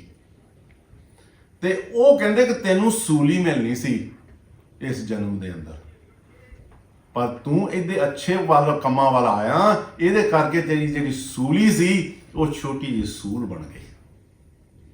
ਤੇ ਉਹ ਜਿਹੜਾ ਬੰਦਾ ਸੀ, ਉਸ ਨੂੰ ਉਹ ਜਿਹੜਾ ਭਾਂਡਾ ਮਿਲਿਆ, ਉਹਨੂੰ ਸਾਰਾ ਸੋਨੇ ਦਾ ਭਰਿਆ ਮਿਲਣਾ ਸੀਗਾ, ਪਰ ਉਹ ਸਾਰੇ ਪੁੱਠੇ ਕੰਮ ਕਰਦਾ ਰਿਹਾ। ਉਹਦੇ ਕਰਕੇ ਉਹ ਜਾਣੀ ਕਿ ਉਹ ਜਿਹੜੇ ਸੋਨੇ ਦੀਆਂ ਅਸ਼ਰਫੀਆਂ ਸੀ ਉਹ ਕੋਲਾ ਬਣਦੀਆਂ ਗਈਆਂ। ਤੋ ਤੈਨੂੰ ਮਿਲਦਾ ਸੀ ਕਿਉਂਕਿ ਤੂੰ ਸਤਸੰਗ ਤੇ ਜਾਂਦਾ ਸੀ, ਸਿਰਫ ਆਹ ਅੱਛਾ ਕਰਮ ਕਰਦਾ ਸੀ, ਉਹਦੇ ਕਰਕੇ ਉਹਨੂੰ ਇੱਕ ਸੋਨੇ ਦੀ ਅਸ਼ਰਫੀ ਮਿਲੀ ਹੈ। ਭਾਵ ਇਹ ਹੈ ਕਿ ਜਦੋਂ ਆਪਾਂ ਅੱਛੇ ਕਰਮ ਕਰਦੇ ਹਾਂ, ਉਹਨਾਂ ਦਾ ਸਾਡੇ ਜਿਹੜੇ ਪੁਰਾਣੇ ਕਰਮ ਕੀਤੇ ਹਨ ਉਹਨਾਂ ਦਾ ਵੀ ਜਿਹੜਾ ਪ੍ਰਭਾਵ ਹੈ ਉਹ ਖਤਮ ਹੋ ਜਾਂਦਾ ਹੈ। ਨਹੀਂ ਤੇ ਉਹ ਜਿਹੜਾ ਇਦਾਂ ਹੁੰਦਾ ਹੈ ਕਿ ਜਿੱਦਾਂ ਆਪਾਂ ਜਾਂਦੇ ਹਨ, ਬੰਦੇ ਤੀਰਥਾਂ ਤੇ ਜਾਂਦੇ ਹਨ, ਵੱਡੇ ਵੱਡੇ ਗੁਰਦੁਆਰਿਆਂ ਤੇ ਜਾਂਦੇ ਹਨ, ਸੇਵਾ ਕਰਨ ਜਾਂਦੇ ਹਨ, ਪਰ ਉਹਦੇ ਵਿੱਚ ਵੀ ਲਿਖਿਆ ਹੈ ਤੀਰਥ ਵਰਤ ਅਰ ਦਾਨ ਕੀਏ ਕਰ ਮਨ ਮੇ ਧਰੇ ਗੁਮਾਨ, ਨਾਨਕ ਤੇ ਫਲ ਜਾਤ ਤੈ ਨੇ ਫਲ ਜਾਤ ਤੈ ਜਿਉ ਕੁੰਚਰ ਇਸਨਾਨ। ਹੁਣ ਇਹਦੇ ਵਿੱਚ ਵੀ ਕਰਮਾਂ ਦੀ ਗੱਲ ਹੈ। ਦੇਖਿਆ ਜਾਏ, ਕਰਮ ਕਰਦੇ ਨਾ ਆਪਾਂ, ਜਾ ਕੇ ਅੱਛੇ ਜਗ੍ਹਾ ਤੇ ਜਾਂਦੇ ਆ, ਕੋਈ ਭੈਣੀ ਸਾਹਿਬ ਜਾਂਦਾ, ਕੋਈ ਅੰਮ੍ਰਿਤਸਰ ਜਾਂਦਾ, ਕੋਈ ਕਿਤੇ ਜਾਂਦਾ, ਬਹੁਤ ਜਗ੍ਹਾ ਤੇ ਤੀਰਥਾਂ ਤੇ ਜਾਂਦੇ ਹਨ, ਕਰਮ ਕਰਨ ਜਾਂਦੇ, ਅੱਛੇ ਕਰਮ ਕਰਨ ਜਾਂਦੇ ਆ, ਪਰ ਮਨ ਦੇ ਅੰਦਰ ਸਾਡੇ ਹੰਕਾਰ ਹੁੰਦਾ ਕਿ ਹਾਂ ਬਈ ਕਿ ਦੂਸਰਾ ਮੈਂ ਕੀਤਾ, ਇਹ ਦੂਸਰਾ ਇਹਨਾਂ ਨੇ ਕੀ ਕਰਨਾ, ਇਹ ਦੂਸਰਾ 1 ਰੁਪਇਆ ਮੋਰੇ ਮੱਥਾ ਟੇਕਦੇ, ਮੈਂ ਤਾਂ ਦੂਸਰਾ ਥੱਦਾ ਹੀ ਦੂਸਰਾ ਟੇਕਣਾ। ਉਹ ਮਨ ਦੇ ਅੰਦਰ ਹੰਕਾਰ ਦਾ ਅੰਦਰ ਬੀਜ ਹੁੰਦਾ। ਤਾਂ ਸਤਿਗੁਰੂ ਜੀ ਉੱਥੇ ਬਚਨ ਕਰਦੇ ਕਿ ਉਸ ਬੰਦੇ ਦਾ ਨੇ ਫਲ, ਜਾਣੀ ਕਿ ਉਹਨੂੰ ਕੋਈ ਫਲ ਨਹੀਂ ਮਿਲਦਾ। ਉਹ ਵੀ ਕਿਸ ਤਰ੍ਹਾਂ? ਜਿਉਂ ਕੁੰਚਰ ਇਸ਼ਨਾਨ। ਕੁੰਚਰ ਇਸ਼ਨਾਨ ਸ਼ਾਇਦ ਬੱਚੇ ਨਹੀਂ ਜਾਣਦੇ ਕਿ ਕੁੰਚਰ ਇਸ਼ਨਾਨ ਕੀ ਹੁੰਦਾ। ਕੁੰਚਰ ਦਾ ਮਾਇਨਾ ਹੁੰਦਾ ਹਾਥੀ, ਕੁੰਚਰ ਨੂੰ ਹਾਥੀ ਕਹਿੰਦੇ ਹਨ, ਐਲੀਫੈਂਟਸ। ਤੇ ਉਹ ਜਿਹੜਾ ਐਲੀਫੈਂਟ ਹੁੰਦਾ, I think most of guys, have you seen how the elephant baths in the jungle? You نو, ਉਹ ਜਦੋਂ ਨਹਾਉਂਦਾ, ਉਹ ਜਾ ਕੇ ਜਦੋਂ ਵੜਦਾ ਪਾਣੀ 'ਚ ਤਾਂ ਉਹਦੇ ਉੱਪਰ ਥੋੜੀ ਥੋੜੀ ਧੂੜ ਲੱਗੀ ਹੁੰਦੀ ਹੈ, just a little bit dust. ਉਹ ਜਾ ਕੇ ਨਹਾ ਕੇ ਨਾ ਉਹ ਪਾਣੀ 'ਚ ਨਹਾਉਂਦਾ ਬੜਾ ਰੱਜ ਕੇ, ਉਹ ਧੂੜ ਸਾਰੀ ਨਿਕਲ ਜਾਂਦੀ ਹੈ। then after that, you know, having a bath, that is the style of an elephant, wild elephant। ਉਸ ਤੋਂ ਬਾਅਦ ਕੀ ਕਰਦਾ, ਉਹ ਫਿਰ ਪਾਣੀ 'ਚੋਂ ਬਾਹਰ ਨਿਕਲ ਕੇ ਨਾ ਉਹ ਫਿਰ ਮਿੱਟੀ ਲੱਭਦਾ ਕਿਤੇ, ਧੂੜ ਜਿੱਥੇ ਹੁੰਦੀ ਨਾ, there's plenty of dust around, ਉਹ ਫਿਰ ਉੱਥੇ ਜਾ ਕੇ ਲੰਮਾ ਪੈ ਜਾਂਦਾ, ਉਹ ਫਿਰ ਲੇਟਦਾ ਉੱਥੇ। ਉਹ ਫਿਰ ਕੀ ਹੁੰਦਾ, ਪਹਿਲਾਂ ਤਾਂ ਧੂੜ ਹੀ ਜਮੀ ਹੁੰਦੀ ਆ, ਉਹ ਫਿਰ ਐਡੀ ਮੋਟੀ ਮੋਟੀ ਮਿੱਟੀ ਜੰਮ ਜਾਂਦੀ ਉਹਦੇ ਉੱਪਰ। that's exactly what happens ਕਿ ਜਦੋਂ ਤੁਸੀਂ ਗੁਰਦੁਆਰੇ ਜਾ ਕੇ ਜਾਂ ਅੱਛੀਆਂ ਜਗ੍ਹਾ ਤੇ ਜਾ ਕੇ ਤੁਹਾਡੇ ਮਨ ਦੇ ਅੰਦਰ ਗਲਤ ਚੀਜ਼ਾਂ ਹੁੰਦੀਆਂ ਹਨ, ਤੁਹਾਡਾ ਦਿਲ ਠੀਕ ਨਹੀਂ ਹੁੰਦਾ, you go and do this type of things, ਫਿਰ ਤੁਹਾਡੇ ਪਾਸ ਜਿਹੜੀ ਪਹਿਲਾਂ ਥੋੜੀ ਜਿਹੀ ਮੈਲ ਲੱਗੀ ਹੁੰਦੀ ਹੈ, ਉਹ ਇੰਨੀ ਜ਼ਿਆਦਾ ਲੱਗ ਜਾਂਦੀ ਹੈ। ਤਾਂ ਕਰਕੇ ਇਸ ਚੀਜ਼ ਦਾ ਸਾਨੂੰ ਧਿਆਨ ਰੱਖਣਾ ਚਾਹੀਦਾ ਹੈ, ਕਿਉਂਕਿ ਜਦੋਂ ਅਸੀਂ ਭੈੜੇ ਕੰਮ ਕਰਦੇ ਹਾਂ ਨਾ, ਇਹ ਗੁਰਬਾਣੀ ਦੇ ਵਿੱਚ ਲਿਖਿਆ ਹੋਇਆ ਹੈ, ਮੈਂ ਨਹੀਂ ਕਹਿੰਦਾ। ਗੁਰਬਾਣੀ ਦੇ ਵਿੱਚ ਜਿੱਦਾਂ ਕਹਿੰਦੇ ਕਿ ਫਰੀਦਾ ਵੇਖ ਕਪਾਹੀ, ਕਪਾਹੀ ਕਿਹਨੂੰ ਕਹਿੰਦੇ ਹਨ? ਕੋਟਨ ਵੂਲ ਹੈ। ਫਰੀਦਾ ਵੇਖ ਕਪਾਹੇ ਜੇ ਥੀਏ, ਕਿ ਦੇਖੋ ਕਪਾਹ ਨੂੰ ਕੀ ਉਹਦਾ ਹਾਲ ਹੋਇਆ। ਫਿਰ ਅੱਗੇ ਕਹਿੰਦੇ ਹਨ ਜੇ ਥੀਏ ਤਿਲਾਹ, ਤਿਲ ਜਿਹੜੇ ਸੀਡਸ ਨਹੀਂ ਹੁੰਦੇ ਲੱਗੇ ਹੁੰਦੇ ਉਹ 버ਗਰ ਦੇ ਉੱਪਰ, ਜਦੋਂ ਆਪਾਂ 버ਗਰ ਖਾਂਦੇ ਨਾ, ਅੱਜ ਕੱਲ੍ਹ ਦੇ ਬੱਚੇ ਦੇ ਬਹੁਤ 버ਗਰ ਖਾਂਦੇ, ਐਵਰੀਬਾਡੀ ਲਵਸ 버ਗਰ, ਉਹਦੇ ਉੱਪਰ ਸੀਡਸ ਲੱਗੇ ਹੁੰਦੇ ਆ, ਕੀ ਕਹਿੰਦੇ ਉਹਨੂੰ? ਸੀਸਮ। ਹਾਂ, ਥੈਂਕ ਯੂ। ਹਾਂ, ਉਹ ਇਦਾਂ ਸੀਡਸ ਲੱਗੇ ਹੁੰਦੇ ਆ, ਉਹਨਾਂ ਨੂੰ ਕਹਿੰਦੇ ਆ ਪੰਜਾਬੀ 'ਚ ਤਿਲ। ਫਿਰ ਕਹਿੰਦੇ ਹਨ ਕਮਾਦੇ ਔਰ ਕਾਗਦੇ, ਜਾਣੀ ਕਿ ਕਮਾਦ ਕਹਿੰਦੇ ਹਨ ਗੰਨੇ ਨੂੰ, ਤੇ ਕਾਗਦੇ ਕੁੰਨੇ ਕੋਇਲਾਹ, ਜਾਣੀ ਕਿ ਜਿਹੜਾ ਗੰਨਾ ਹੈ ਤੇ ਕਾਗਜ਼ ਹੈ ਤਾਂ ਕੋਇਲਾ ਹੈ, ਇਹਨਾਂ ਦਾ ਹਸ਼ਰ ਕੀ ਹੁੰਦਾ ਹੈ ਕਿ ਮੰਦੇ ਅਮਲ ਕਰਦੇ ਆ ਇਹ ਸਜਾਏ ਤਿਨਾ। ਹੁਣ ਆਪਾਂ ਇਹਦੇ ਉੱਪਰ ਥੋੜਾ ਸੋਚੀਏ।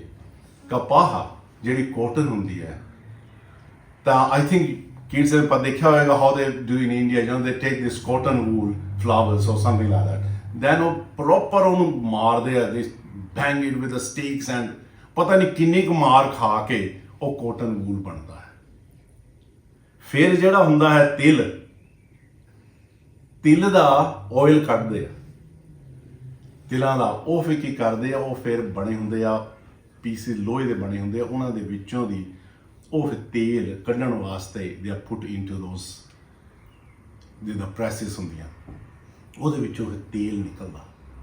ਸੇਮ ਵੇ ਜਿਹੜਾ ਕਮਾਦੇ, ਜਾਣੀ ਕਿ ਜਿਹੜੇ ਗੰਨੇ ਹੁੰਦੇ ਆ ਜਿਨ੍ਹਾਂ ਦਾ ਸ਼ੂਗਰ ਕੇਨ ਬਣਦਾ ਹੈ, also they are put into 2 rollers ਲੋਹੇ ਦੇ, ਉਹ ਫਿਰ ਉਹਨਾਂ ਨੂੰ ਪ੍ਰੈਸ ਹੁੰਦਾ, ਉਹਨਾਂ ਚੋਂ ਜੂਸ ਨਿਕਲਦਾ, ਫਿਰ ਉਹਨੂੰ ਫਿਰ ਮਰੋੜਦੇ ਆ, ਉਹ ਫਿਰ ਉਹਦੇ ਵਿਚਾਰੇ ਦੇ ਵਿੱਚੋਂ ਜਿੰਨਾ ਵੀ ਹੁੰਦਾ ਰਸ ਚੋਂ ਕਸ ਕੱਢਦੇ, ਜਾਣੀ ਕਿ ਦੇ go on you know pressing, ਫਿਰ ਉਸ ਤੋਂ ਬਾਅਦ ਉਹਨੂੰ ਸਾੜਦੇ। ਇਸੇ ਤਰ੍ਹਾਂ ਹੀ ਜਿਹੜਾ ਕਾਗਜ਼ ਹੈ ਉਹ ਵੀ ਇੱਦਾਂ ਹੀ ਹੁੰਦਾ, ਤਾਂ ਜਿਹੜਾ ਕੋਇਲਾ ਹੈ ਚਾਰਕਲ, ਉਹਨੂੰ ਕਿੱਦਾਂ ਬਾਰ-ਬਾਰ ਸੜਦਾ ਹੈ।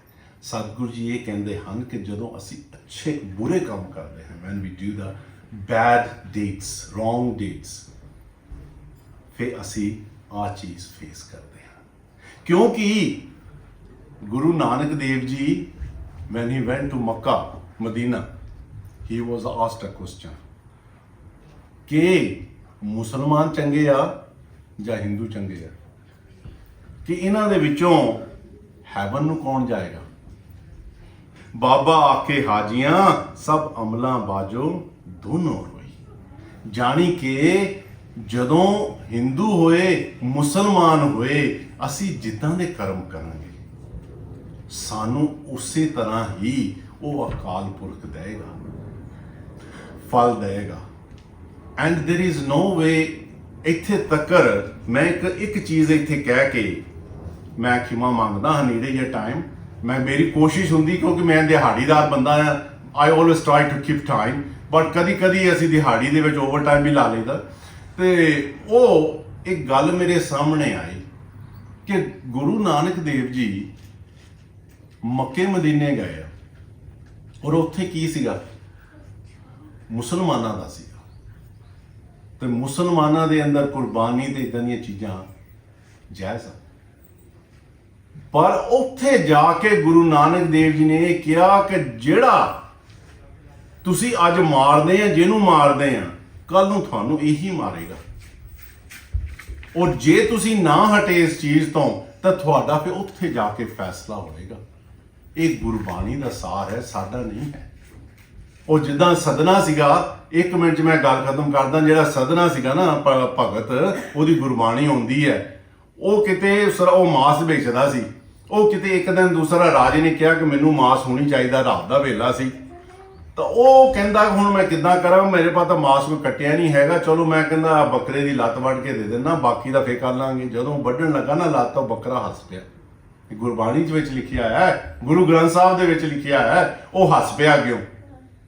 ਉਹ ਕਹਿੰਦਾ ਕਿ ਤੂੰ ਹੱਸਦਾ ਕਿਉਂ? ਉਹਨੇ ਕਿਹਾ ਕਿ ਕਈ ਜਨਮ ਹੋ ਗਏ that ਤੂੰ ਮੈਨੂੰ ਵੱਢਿਆ ਤਾਂ ਮੈਂ ਤੈਨੂੰ ਵੱਢਿਆ, ਕਦੀ ਤੂੰ ਮੈਨੂੰ ਵੱਢਦਾ ਤਾਂ ਕਦੀ ਮੈਂ ਤੈਨੂੰ ਵੱਢਦਾ, ਕਦੀ we have been taking the turns, sometimes you slaughter me, sometimes I slaughter you।